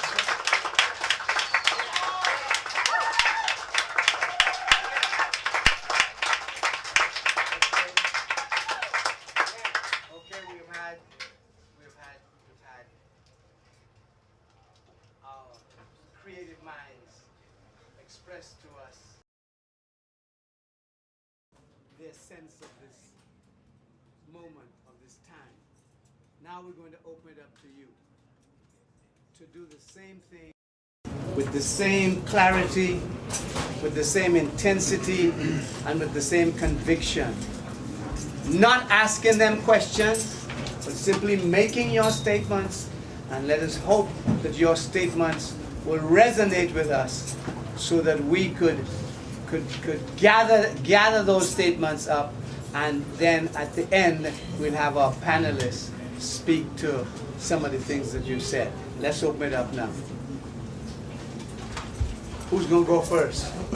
Come on, yes, ma'am. I just wanted to... Loud so we can hear you, because we can hear you up here. Okay, I wanted to thank the panelists for the energy they provided in this space, and the spiritual aspect, the political, everything that you've said has really touched me, and I'm sure it's touched everyone here. And I just wanted to say a few words, because I want to be in this spirit. I want to put my stamp on this as well, to say that I was here and I contributed. So I am pledging allegiance to no more United States flags till I get my bag stashed with cash. Call reparations a compensation for the past. I'm taking my staff to cast Pharaoh out of Egypt, load the clip, unbury the bodies in the sea, reman and rewoman the ship to slip past the black hole of Ma'afa. Swahili key to the Father, speaking in Medunecha, unlocking the abyss, releasing the secrets of unspoken lips, bodies gyrating on the tip of Cape of Good Hope. Forget the Pope, I ain't praising no God that came in on a boat. From the pagan lands that bear no sun, fruit, or caramel sands. Slip through the hands of Bookway to commemorate a struggle. Wake up these Afrikaners living in a bubble. Busted township, no water, little electricity. I'm taking KKK sheets to cover my heat. Join the revolution started by the PACs so we can no longer sleep.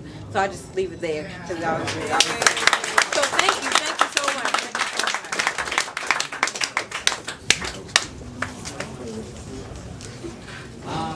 Next, yes ma'am.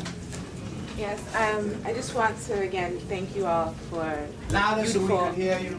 I just also want I'm kinda deaf. to no problem. Reiterate a thank you to the beautiful ways of expressing your different truths. One thing that I recognize right now too, I think Sister Sunny hit it so hard. What I know, and that is that Obama speaks to something greater than himself. He speaks to he is a vessel. He says we are the ones we're waiting for. That's a Hopi prophecy. I mean, that's part of the prophecy. But at the same time, he not even what he says or the words he utters through the spells he speaks, but also in a capacity of what he represents as a continental African person here, and all of the drama that caused at first before his campaign begun, and all that he represents in terms of Sankofa. And I don't know if he is functional in terms of his position as a colonial administrator to fully get it, but he represents it. I think he represents, not even just him, right now represents a time for us to come together. We have right here in this room so many different kinds of African descendants and playing out in so many different ways. Part of living out the prophecies is for us to come together. It's for us to live together and effectively bring out revolution together in solidarity with ourselves, with our different African selves and experiences. And I think he just represents a small message that is prophesied. That's all. Next, before people leave, before some people leave, let me ask this, let me say this to you so on. We asked you for a donation of $5. We still haven't met the target of what we want. So if you can give anything else, another $5, whatever it is, any change, we need some help with regard to meeting the expenses for this moment. Next person. Yes, go ahead. All right, but while I'm doing that, and the next question, next person. Who's going to ask the question or statement? Yes, go ahead. Okay. Good evening. Good evening, everyone. Pass it around. First of all, I want to thank Sankofa for hosting such a discussion around the candidacy of Barack Obama, because I know it's controversial and everything, but I'm glad to see it's happening in such a Pan-African setting as this. So shout out to Sankofa. Yay! I want to thank all the panelists for their presence and insights. As a political person and as someone who's trying to study Christian theology, I'm grappling with this notion of prophecy, because prophetic people do come along and they share their knowledge information. But if the prophecy thing is being applied to Barack Obama, then I'm curious to know whose prophecy is he expressing. And I'll give you an example. For the last two sessions, I had my little handouts, and I got some more handouts for y'all. So don't be mad at me. But pass out these on this end. Yes, of course. I guess my question is, in terms of prophecy, the brother last week mentioned that the speech Barack Obama gave on race was written by some young white man. And I guess my question for us as a people and as those of us here in this room, when the great speech that Barack Obama gave was written by a young white man, and then Barack Obama was forced by the Zionists to denounce Minister Farrakhan and his own pastor 20 years, Reverend Jeremiah Wright. And that kind of follow-up has not been done by black-owned media, okay, like the Washington Afro-American and the major African-owned dailies across the United States. Then who is following up on all these other issues? There's one article there about Cynthia McKinney running for president with the Green Party. They're not covering her candidacy. There's an article in there about the ADL told Barack Obama he must denounce Reverend Wright and denounce Minister Farrakhan. They're not covering that either. Why is that? There's another article in that packet there of some white, right-wing evangelical Christian preachers who made comments about 911 being deserving or inevitable to the United States. And even one minister said that the Hurricane Katrina happened and that the people of New Orleans deserved it because it was such a sinful city. Haiti, thank you. So I guess my question is, and we have Dr. Ball as a media person, but where is the African-owned media covering these type of angles to this whole Barack Obama phenomena? Even if we agree with him or not, I'm still wondering why our media does not cover these angles and these other stories the way they should, given the resources I know that they have. Okay. Thank you. No, they're not going to answer now. We're going to deal with that. Yes, sir. Okay, I'm just going to repeat some of the points that I thought was significant in listening to everyone here. And one of the things I think we should all do is throw our full support behind these people in their endeavors. I think that's the minimum thing that we can do out of this gathering to turn this mobilization into an organization, is to throw our support behind these people. And all the information was on the email that was sent out to bring us all here. So I challenge everyone in here to do just that. Okay. And here's the points that I wrote down from hearing the discussion. The fierce urgency of the now. Festival of guns. This is the dark time. Damn, it's hot in here. There's too many black people. I'm never going to repeat that again, by the way. You can never be too early, but you can always be too late. delivering pizzas, listening to lecture tapes. I interpret that we might not like what we do for a living, but we can do what we want with our lives. Yeah. New technology is born out of old exploitation. Yeah. Yeah. I don't have an iPod. Taking 10. Decolonization cannot occur without violence against decolonizers. That's right. That's right. Taxpayers. Police do locally what the military does internationally. Fewer people control the media than ever before in history. And it happened right after the Million Man March, which I think is the reason it brought on the onslaught, in my opinion. Degree in your hand and a foot on your chest. Or in your ass, depending on who you are. The Lincoln Douglas debate. I heard about it, but I did not know they put the picture up. I did not know that. I want a poster. I'm confessing my ignorance so that we all can educate each other. There's one of those political classes that was mentioned. I have no idea what antiquated is. If someone could speak to that, please, so I can have a thorough understanding. All right, I'm from Southeast. Nothing more romantic than fantasy. Nothing more romantic than fantasy. And again, I reiterate, the small political classes. Please invite me to your small political class.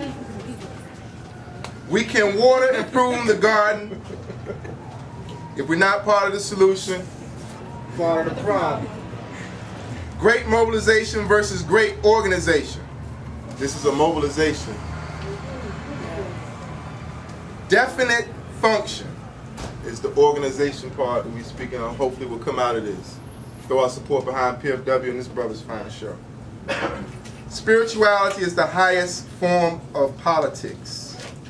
Those were the points that I thought was worth mentioning. Thank you very much. Yes, sir. Yes, sir. There is no culture Without agriculture. The African has to cast A little aside. louder so we can hear. I'm The kind of African deaf. has to cast aside their hero worship and adoration of other races. That's right. And start out immediately to create heroes and heroines of their own. It was a little bit over 80 years ago that there was someone else in prison in Atlanta. The Honorable Marcus Mosias Garvey. The Honorable Marcus Mosias Garvey. Grow up. And while he was in prison, MLK was a gleam in his father's eye and a protoplasm yet to multiply. That's right. I've heard what has been stated, and we know that the Universal Negro Improvement Association and African Community Leagues came and has been coming in the line of the divine. The UNIA is a theocratic government. It is divine. So these people who call themselves Africans, who run around here saying it's a political government, it's an economic government, it's a military government, they are only true with ingredients in the salad bowl. And as I've heard today,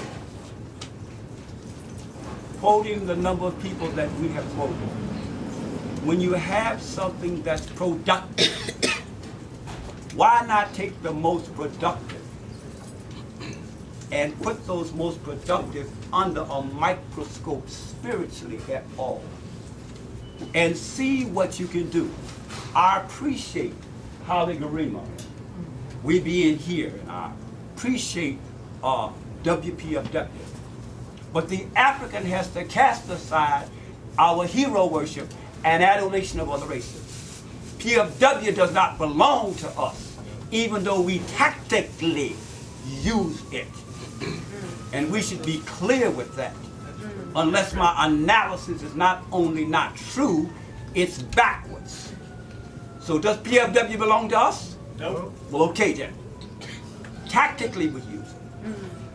And one of the things, comment ça va, mes chers? Ça va bien? I'm 225 miles west in Beaumont, Texas. Okay? But the interesting thing about it is that we're here. And we have to be very careful who is used and who is not used in reference to Barack Obama or whoever it is. Because unless we put a spiritual sounding to it, and I tell you no lie, if you're operating below the heart chakra, which is the upper part of the spirit, you cannot fathom what is going on. In a multitude of counsel as we have here, there is safety. Make sure the multitude who's looking at it spiritually, they are in the world, but they're not of the world. Because if you're in the lower part of yourself, you're going to choose lower tactics and lower principles. And this is one of the reasons why too often we have the wrong people in the right position and the right position in the wrong people. I hope you feel me. So when we're doing something, look at those who have come in the line of the divine. And I'll take my seat and say it. A few days ago, Martin Robertson Delaney, as much as I appreciate Malcolm, too often we do Malcolm and Garvey and King and whoever else like the cult of the individual belonging to my and your tribe, rather than doing the brothers and the sisters who have come in the line of the decline. You may not agree with what I'm saying, but one thing about it, there is no culture without agriculture, because we all eat.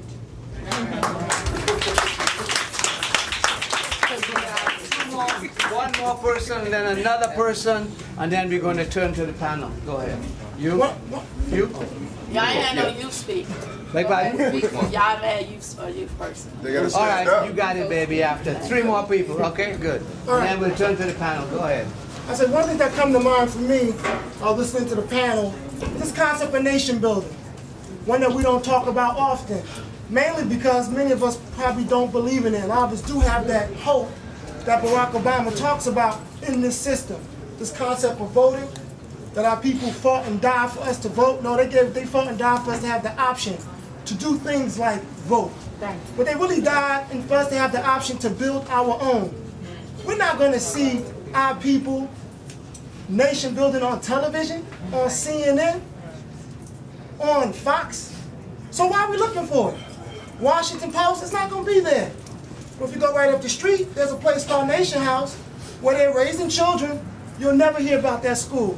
Won't take a grant from the government because they know what they have to do and understand that taking a grant from government means compromising certain things. That's just how it is. When we talk about nation building and things of that nature, we're talking about an intergenerational struggle. Many of us ain't going to see it. Won't see that quote-unquote promised land.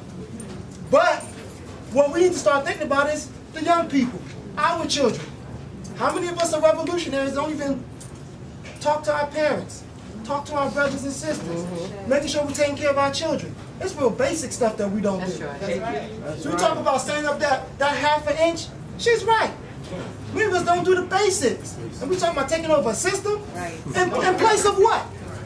In place of what system? So not only do we need to talk about revolution, we need to talk about what's going to be in place of that. And what needs to happen, which I hope a lot of us are doing now, is organizing on that clandestine level. Because that type of organizing you're not going to hear. It's not going to be that mobilizing when somebody like Sean Bell gets shot. Because that's the organizing that happens irregardless. Because we understand the system we're in. Barack Obama, whoever becomes president, the way I look at it, if people have been uprised, revolutionized off of Bush, it ain't going to happen. Period. If Bush ain't make you do it, it's not going to happen. So people are hoping Barack Obama, they simply say, hey, you know what, it's okay for us to catch hell, but at least we feel good about it. Right now we catch a hell with Bush, and we feel like crap. So The point is, if we're going to really talk about change, nation building, we need to really talk about one, organizing on that family level with our children, with people that meet in every families coming together, because family is the basic unit of a nation. When we talk about replacing this system, it needs to be another system in place. That's the only way it's going to actually change.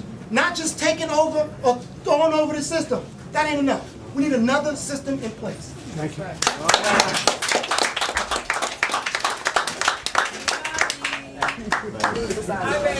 Hey, peace to everybody. My name is Amani Fela. I'm here on behalf of the young people. I'm sorry, brother. I said I'm here on behalf of the young people. I'm a 12th grade student. And I come to these conversations a lot hoping that there will be some youth presence in the room. And I think one component that we're leaving off here is that when we talk about revolution, first of all, I consider myself a vanguard. You know what I'm saying? We talk about the 12,000 years of light, 12,000 years of dark. Here we are, 4 years coming up on the dawn. Hopefully, well, hopefully, that thing of hope, something's about to happen. That's evident. You know what I'm saying? And I think just like the baby boomer generation, no disrespect, I respect the seasoned folks. But just like with the baby boomer generation, you feel me? I think there was a light bulb that came on and then was somehow dimmer. You know what I'm saying? I think all of us have a third eye. That's evident. That's what we're born with it when we come into the light. I think what we're missing is that some of our third eyes are a little cloudy or not all the way open. And that's mainly speaking with my generation, the things that I see with my peers. And this word anger, we're very angry. You know what I'm saying? Our kids are hurting. And the fact is, nobody is loving the babies for existing. And that's the point. And when we talk about this thing with Barack and this movement and what he means, because this presidency doesn't, U.S. is where it's at. I think this presidency means more for the world than it does for the United States. It means more for black African youth morale than it does for the United States. It means more for me as a young black woman in high school trying to go to college in the United States.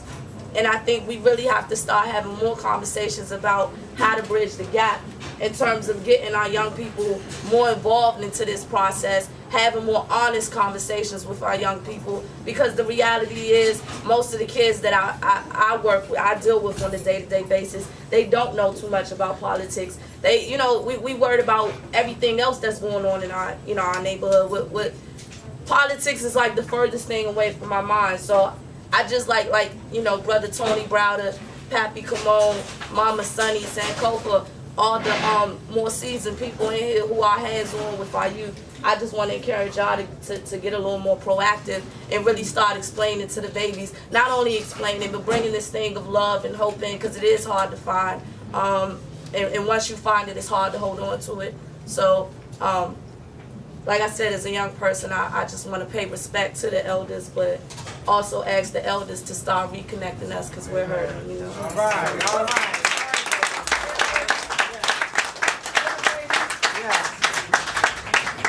How's everybody doing? My name is James, and for those of you who know, I'm an educator. I work with DC Public Schools, and I want to share with you two firsts.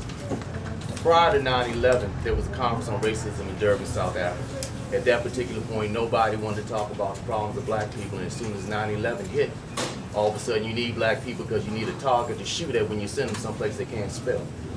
When I looked outside of my room, you've been to my school, I'm out of costume. When you look straight down the hallway, you can see the Pentagon.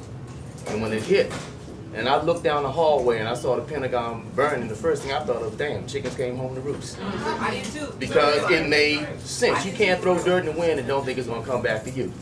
And I went inside my class and I put on Walter Mosley's Always Outnumbered, Always Outgunned.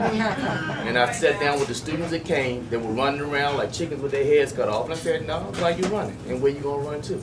And we began to dissect what we need to do.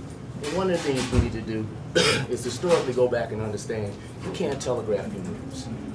You can't tell people who never loved you, never gave a shit about you, what you want to do and give them advance warning. So when I come to places like this and I sit and talk among people who are friends and comrades, and I'm not saying that to be Russian or anything else, but those of like mind and thought, is where the barbershop and the salon comes together. Because you got brothers and sisters doing exactly what we need to do. Talk in private, keep our conversation among ourselves, and not tell everybody what we're going to do, how we're going to do it, so they can litmus test it and then do everything to change it. Now, the second first was, when I went to Africa, the first place I went to was Ethiopia. I was in the artist and I was moving with a brother that was from there, and he said, you know what, and this was during the time with prayers. Everybody stopped at that same moment and began to pray, whether they were Muslim or Christian, everybody stopped. And he told me, he said, you know, our problem here is we pray too much. And I sat and I thought about that, and I said, you know, absolutely correct, because prayer is supposed to move you towards doing something. And as soon as everybody's finished praying, they did exactly what they were doing before they started praying, which is absolutely nothing. And the forces that be kept doing what it is that they were doing anyway is to keep you believing as long as you can pray and do nothing, something's going to come to you. It doesn't work that way. So at some point we need to come to the resolution that, number one, look at the financial machine. This Obama has put together to amass large sums of money of $40 million in a month. If you can do that, if we sat back and quietly amassed that much money together, we could, number one, the brother keeps saying there's no culture without agriculture, buy all the land that black farmers are indebted to and let them have the deeds. $40 million would do that. Then you could begin to feed yourself. You don't have to tell anybody you did it because it's done. Then you go about the business of changing boys who think they're men and make them held accountable for what they produce between the legs of black women. Out of pleasure and not responsibility. And second, pass on what you do to someone, and also make sure that they keep it in private and don't telegraph every damn thing we do like it's a soap opera. And last but not least, we need to get over having a God complex. That brother is not the second coming, but there were others that were before him. And if he is a second, if you want to really find the second coming, look in the mirror, because it's you. One more, just one more, and then we're going to, we have announcement, then we're going to get to the panel. We have to get to the panel. Just one more, and then we have to get to the panel to talk. I'll be very because brief. we have to stay here. We can't. The panel has to respond at this point. Go ahead. My name is Shamari. I'm an artist. Loud so we can hear you. I can't hear you. My name is Shamari. Yeah. I'm an artist, as well as I saw my brother Ezekiel Nelson. A picture's worth 1,000 words. Support your black visual artists.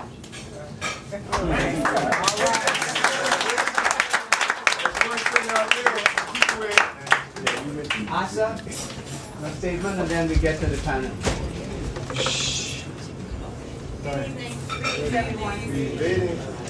First of all, I want you all to give yourselves a hand. A real big, louder than that. You deserve, so that we can have a forum, so that we can have an opportunity to discuss what this whole political, this whole thing is happening and is going on. So we definitely thank him and love him for that. And also, once again, give it up for our panelists. The intellectuals, the artists who are intellectuals, we thank you all for being here tonight. Thank you. Last week, I just wanted you to know you all gave, and we thank you. 100% of your donation went to the brothers' transportation who came from New York. And so we thank you for that. Tonight, we need you again. All of you, most of you have given, and we thank you. We're asking if you could reach a little bit further. The sister Sunny came from New Orleans. There is absolutely no way. There is a way, but unfortunately right now we don't have the capacity to pay all of these wonderful artists and intellectuals. We would if we could, and you all know it.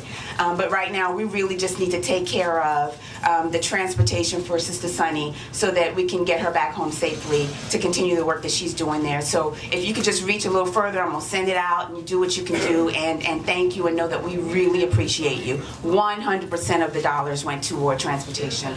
A couple of announcements.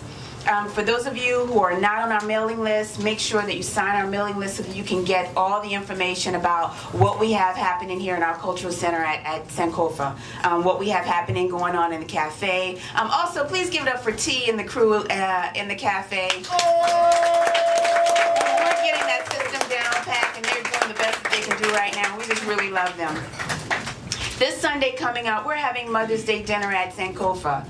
If you don't really know anything about it yet, please find out from me or from Sharikiana more about it. Make sure that you get on the email list so you can get the information. We're going to honor our mothers in the community as well as specifically the mothers of Adasi. And for those of you who are not familiar with Adasi, we are the African Diaspora Ancestral Commemoration Institute. So this Sunday, dinner is $15, which includes dessert and also includes Ethiopian coffee ceremony, a really wonderful tradition that goes on in Ethiopia. We're going to learn more about that ceremony, participate in the ceremony, and for $15 you get all of that plus dessert. So please come and join us this Sunday. And for those of you who are interested in it, if you will RSVP just so that we can make sure have space for you and your families. Next thing.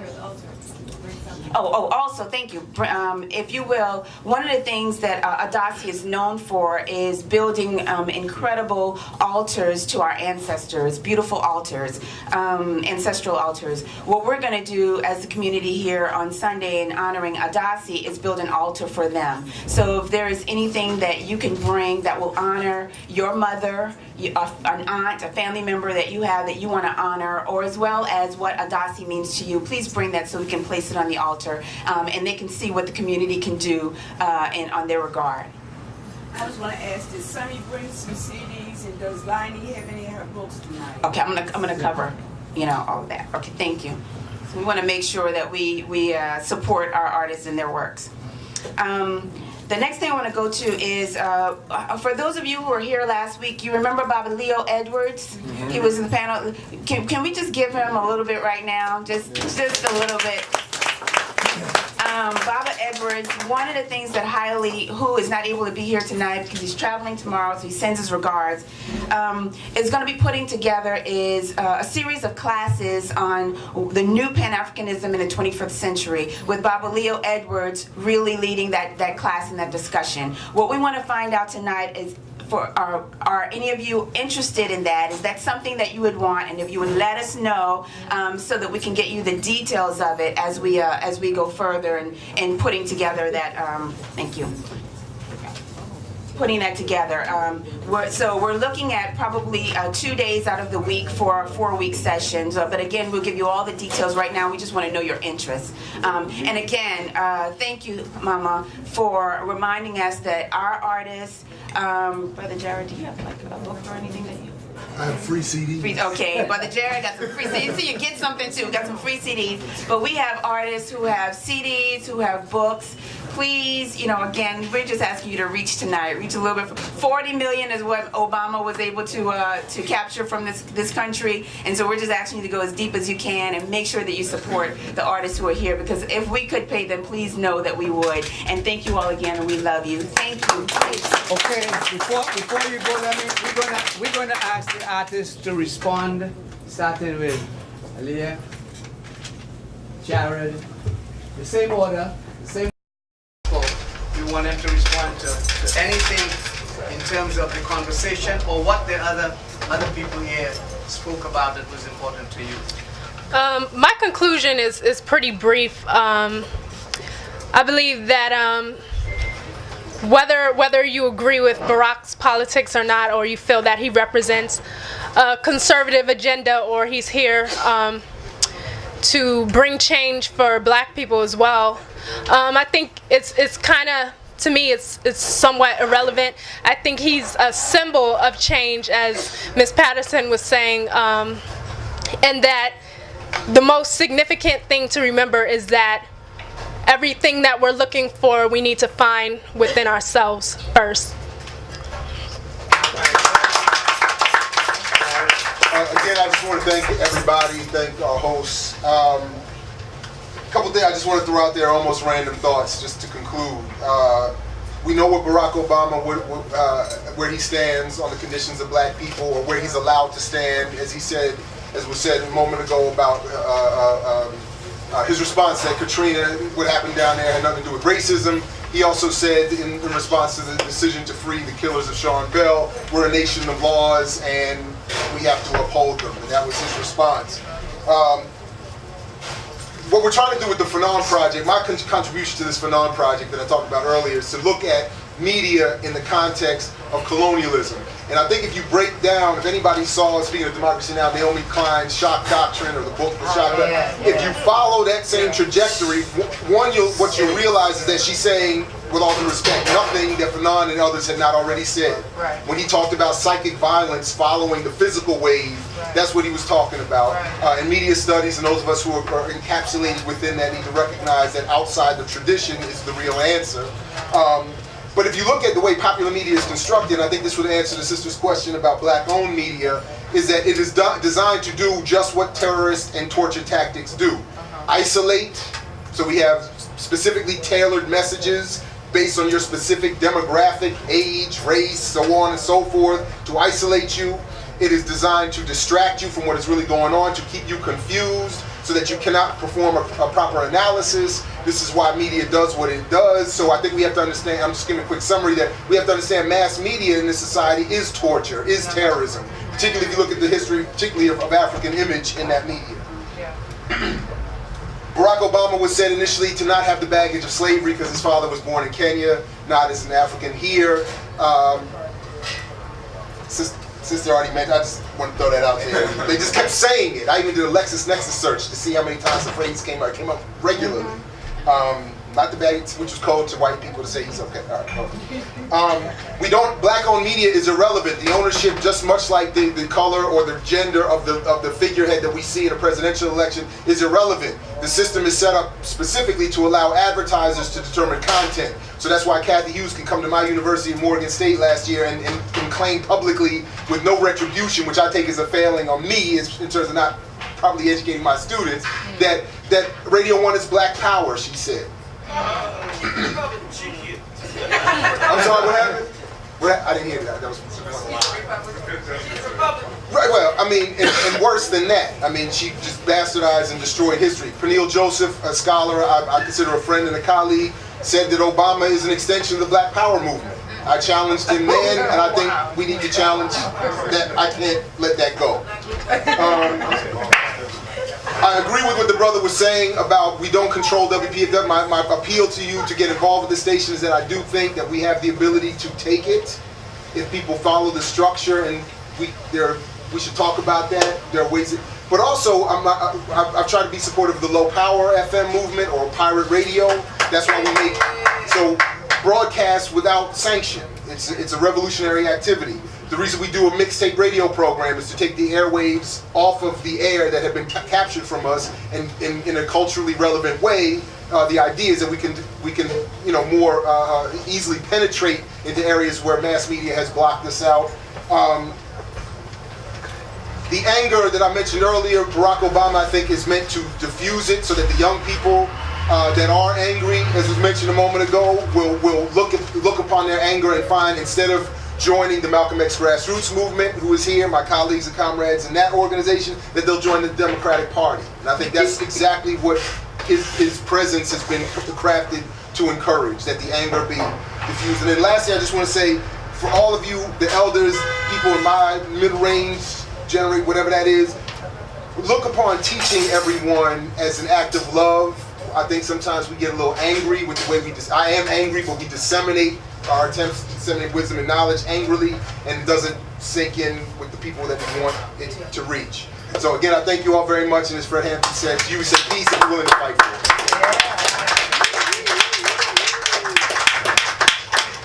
I don't have a lot to say, primarily because I'm stuck in D.C.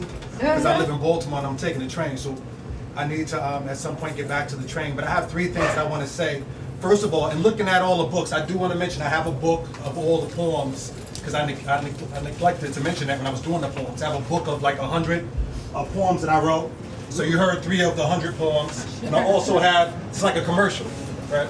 And I have a double CD which has 52 poems. And some of them are on the love side, and some of them are on politics and social. So I have a double CD, and I also have, and it's 10 years worth of stuff. And also, like I said, I have a book of 100 poems, 340 pages. The second thing, and the third thing is something I thought, I'm sorry? You have a card with ordering information? we could talk, but but the books are heavy, so if you can take them with you, I appreciate it. Cash, check, credit card, doesn't much matter. The third thing I didn't think I would be doing, but let me tell you the second thing. The second thing is, it was good for me to come here, and I really appreciated everything that I heard, because I really thought that I was on the fringe. You know, I did. I didn't think that, I thought that I had the radical point of view in terms of all of it, and primarily because I just care about the people. I'm a poet. Poets care about the people. And I get concerned when I look at the people getting caught up in any type of pandemonium or any type of hope where I think that the people may get let down. So everything that I said is not from a position of like, you know, as young African Americans, we have this whole concept of hate, you know, like, you know, you hate on this person, you hate on this person. And the one thing that I learned about hate, and I'm learning as I get older and older, is that it's a useless emotion, you know, and that hate in and of itself, if you've got time to hate, you really don't have time for much else, you know. But my concern becomes when I get worried about people not focusing on the power that they have within themselves to change their own lives. And when they start to delegate that power or sit back and think, oh, this guy will handle it, you know, or this situation will handle it, that's when it bothers me. So I appreciated everything I heard, and it's good for me to know that I'm not on the fringes of society, of our society. I mean, I know that we're all on.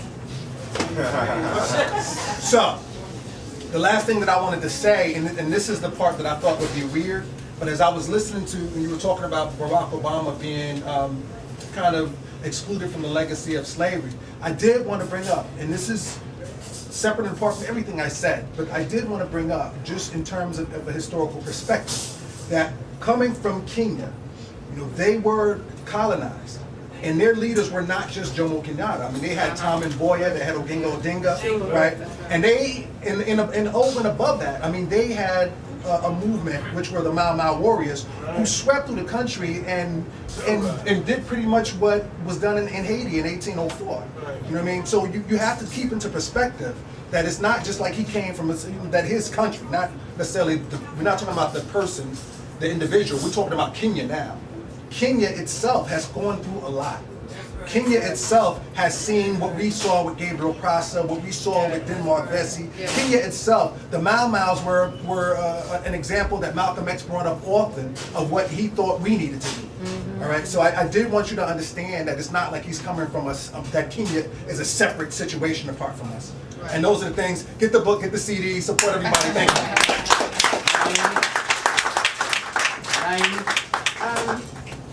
Just a side question. The young lady that said we need to get in touch with the young people, how many of your friends did you bring tonight?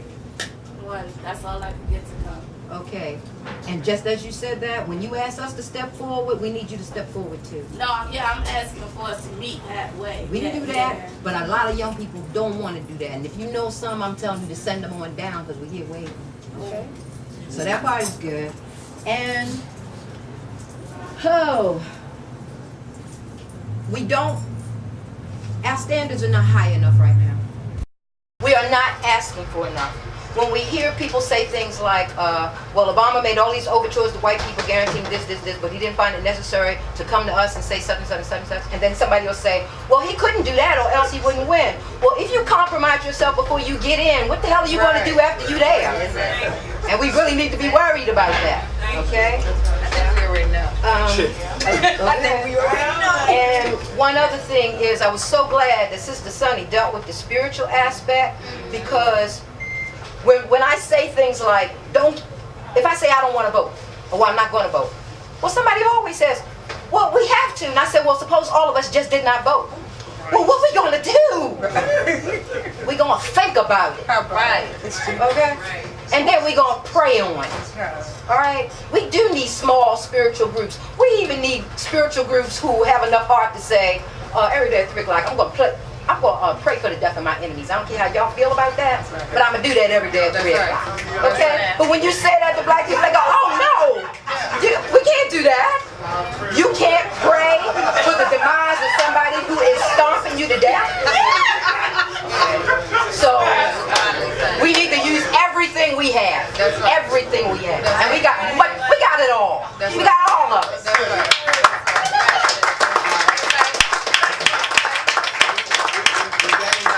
Who will make a comment. comments, and Cherokee has asked Sonny to do a poem, I think. Yeah. You agree? Okay, good. Now, before that, before that, Achille Ron Anderson exhibition has a work of art, a body of work that he did that is just around the corner on Sherman Avenue, about 25 yards away from the fire station. It's on your left hand when you turn Fairmont and going down a little old building, Howard University School of Workshop, Sculpture School Studio. I'm begging you, as I begged people last day, please go and see that body of work. They're going to take it down just now because Howard University is not going to keep it. It's very, very important, and I think you could do a program on that body of work. Go and see the body of work. I'm going to take Sonny this. It's open even tonight. You can go tonight. It's right on Sherman Avenue, just about 25 yards beyond the fire station. You know when you go down Fairmont, you see the fire station? Huh? The white building, the old white building. There's a parking lot there. You go see it. Please go and see that body of work. It takes you from ancient Kemet all the way to the Congo. It takes you from Toussaint Louverture and Dessalines all the way to Malcolm and Martin and Garvey. It encompasses everything. It is a magnificent body of work. And both Zeke and Janua sat on his MFA committee, and you know he got his MFA. But that's not the issue. The issue is the body of work is so important, and it's very, very, very spiritual. I'm gonna make sure that Sonny get a chance to see it before she leaves, and I'm begging everybody. The other thing I think too is that I think we should read Barack Obama's books, especially Letters to My Father. Last week I asked people, how many people have read the book? And this place was packed. Only 3 people have read his book. So where do we get about Barack Obama? We get it from television. We don't get it from other places. Read his work. Read what he has to say about himself. In the same way we must read what Du Bois says about himself. We must read what Garvey says, what Malcolm says. We must develop that and pass that on to our people. We have to authenticate ourselves and not depend upon other people to tell us who we are, because it will always be in a state of chaos and confusion. Sonny, it's on you. All right. I had a couple words that come up. One is consistency. Can you get to the microphone? Yes, ma'am. And by the way, I want you to give yourself a round of applause, because we have been able to collect so far, I think, what, somebody give me a piece of paper and says, how much? $319.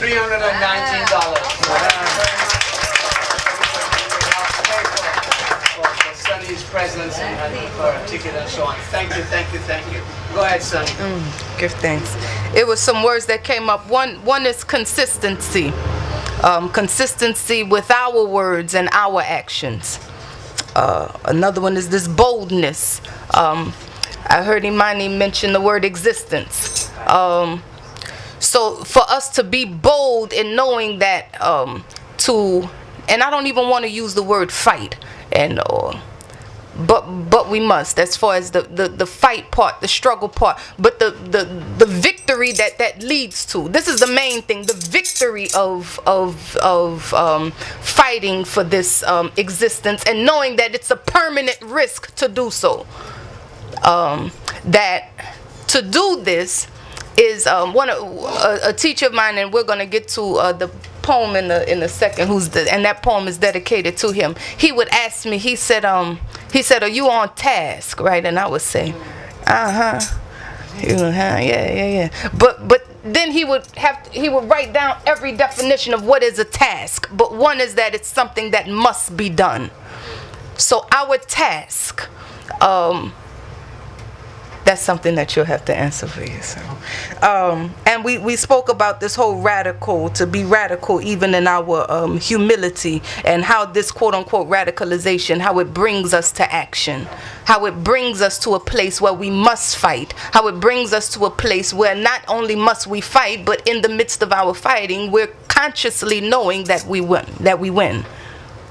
And I think this is the great thing, that when we talk about this whole hope thing, it has nothing to do with, though it's a definition that says hope signifies that there's incompletion, of course, because we don't hope for something that we already have. We hope for something that we are getting ready to see. We hope for something that is not here.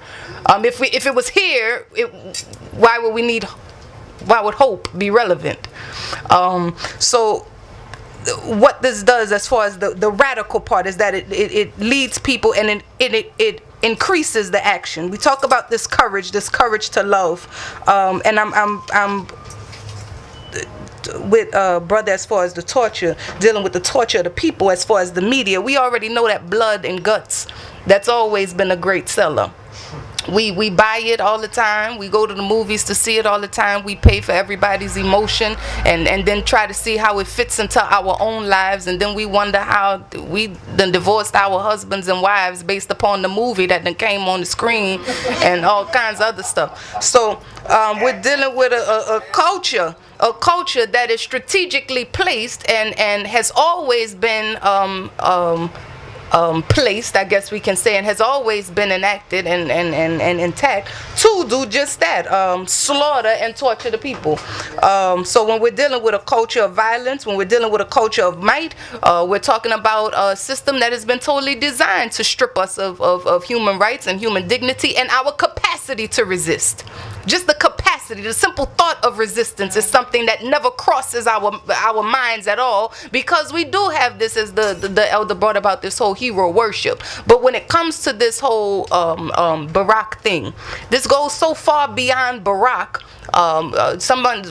We talk about Barack, but the thing is, we need another rock.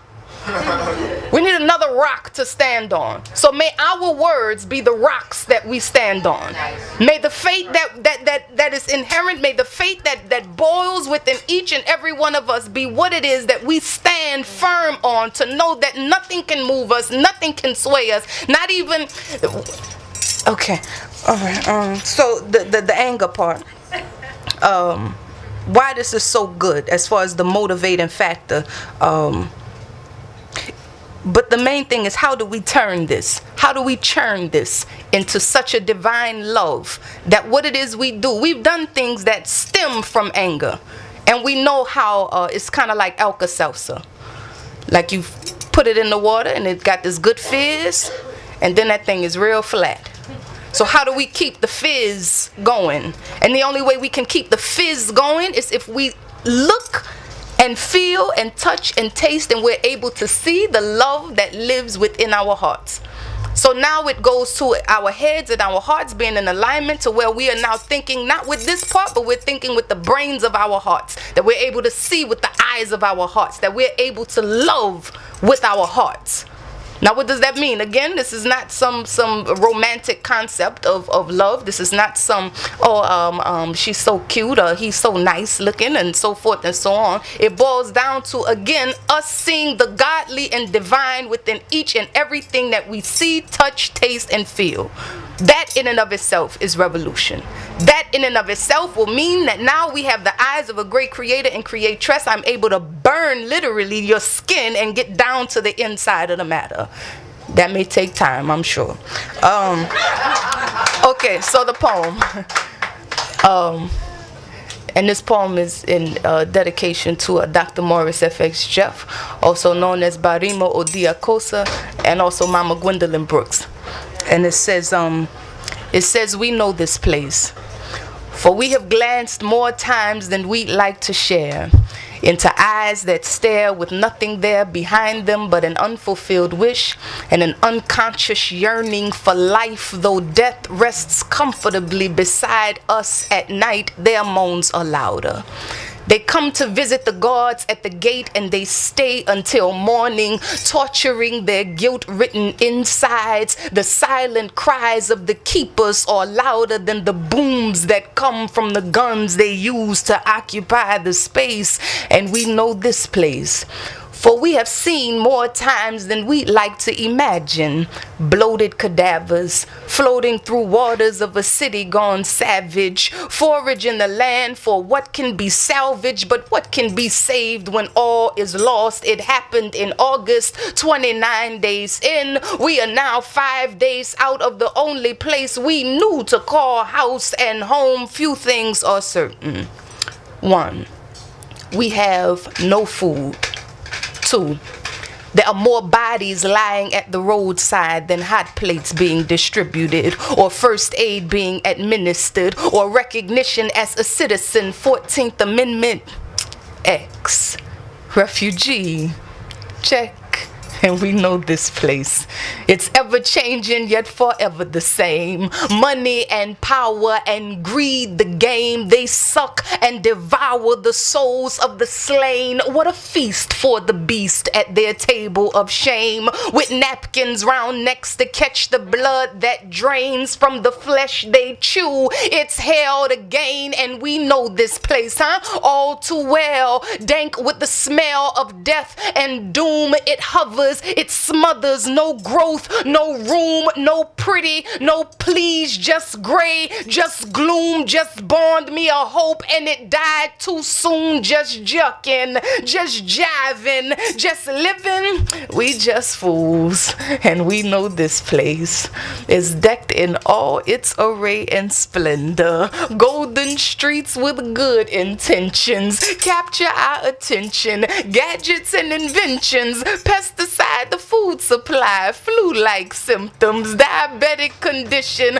a cancer in the system, health on hold. It's a pistol to the temple. Go run to your churches. Tell them it's simple. Good works and good deeds is what equals redemption. But tell me, please, Jesus never mentioned how the churchmen get extensions on freedom while children are being fondled from the altar to the streets, then back to the sanctuaries. It's kind of scary, ain't it, to know that both the prophet and the priest practice deceit, then come to the people and they claim peace, peace. They come to the people and they claim love, love. But where is the peace, huh? Where is the love? Where is that balm in Gilead that can heal the wounded soul or make the half man whole? I swear we know this place, cause we have vowed before never again to return. But here we are, back in the desert, dry mouth and thirsting for waters from heaven. But come, come children, rally round, and maybe together we can make a sound that'll shake the trees or rattle the ground, make strong our knees. We's a freedom bound, and we know this place. Reclaim your crown, hold on to the prize, never put it down. Be firm in your stance, no break, no bow. Gotta forward on, Baba, make your move now. Forward on, Mama, make your move now. Forward, dear children, cause freedom is now. Give thanks.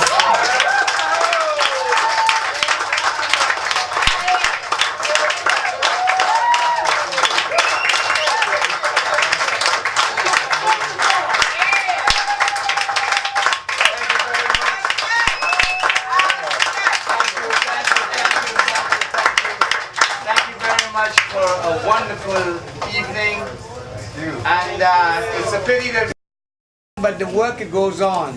We've had 3 of these sessions, and they are very, very important to us. I want to thank Leah, I want to thank Sonny, Laini, I want to thank Jared, I want to thank AC, I want to thank every one of you here tonight for making this a wonderful. Go ahead, John. Yes, they have, listen to me, they have books and CDs here. Please come and get them as soon as possible, Sai. Sunny, Laini, AC, they all have their CDs and books here. Come and get them and carry on the conversation.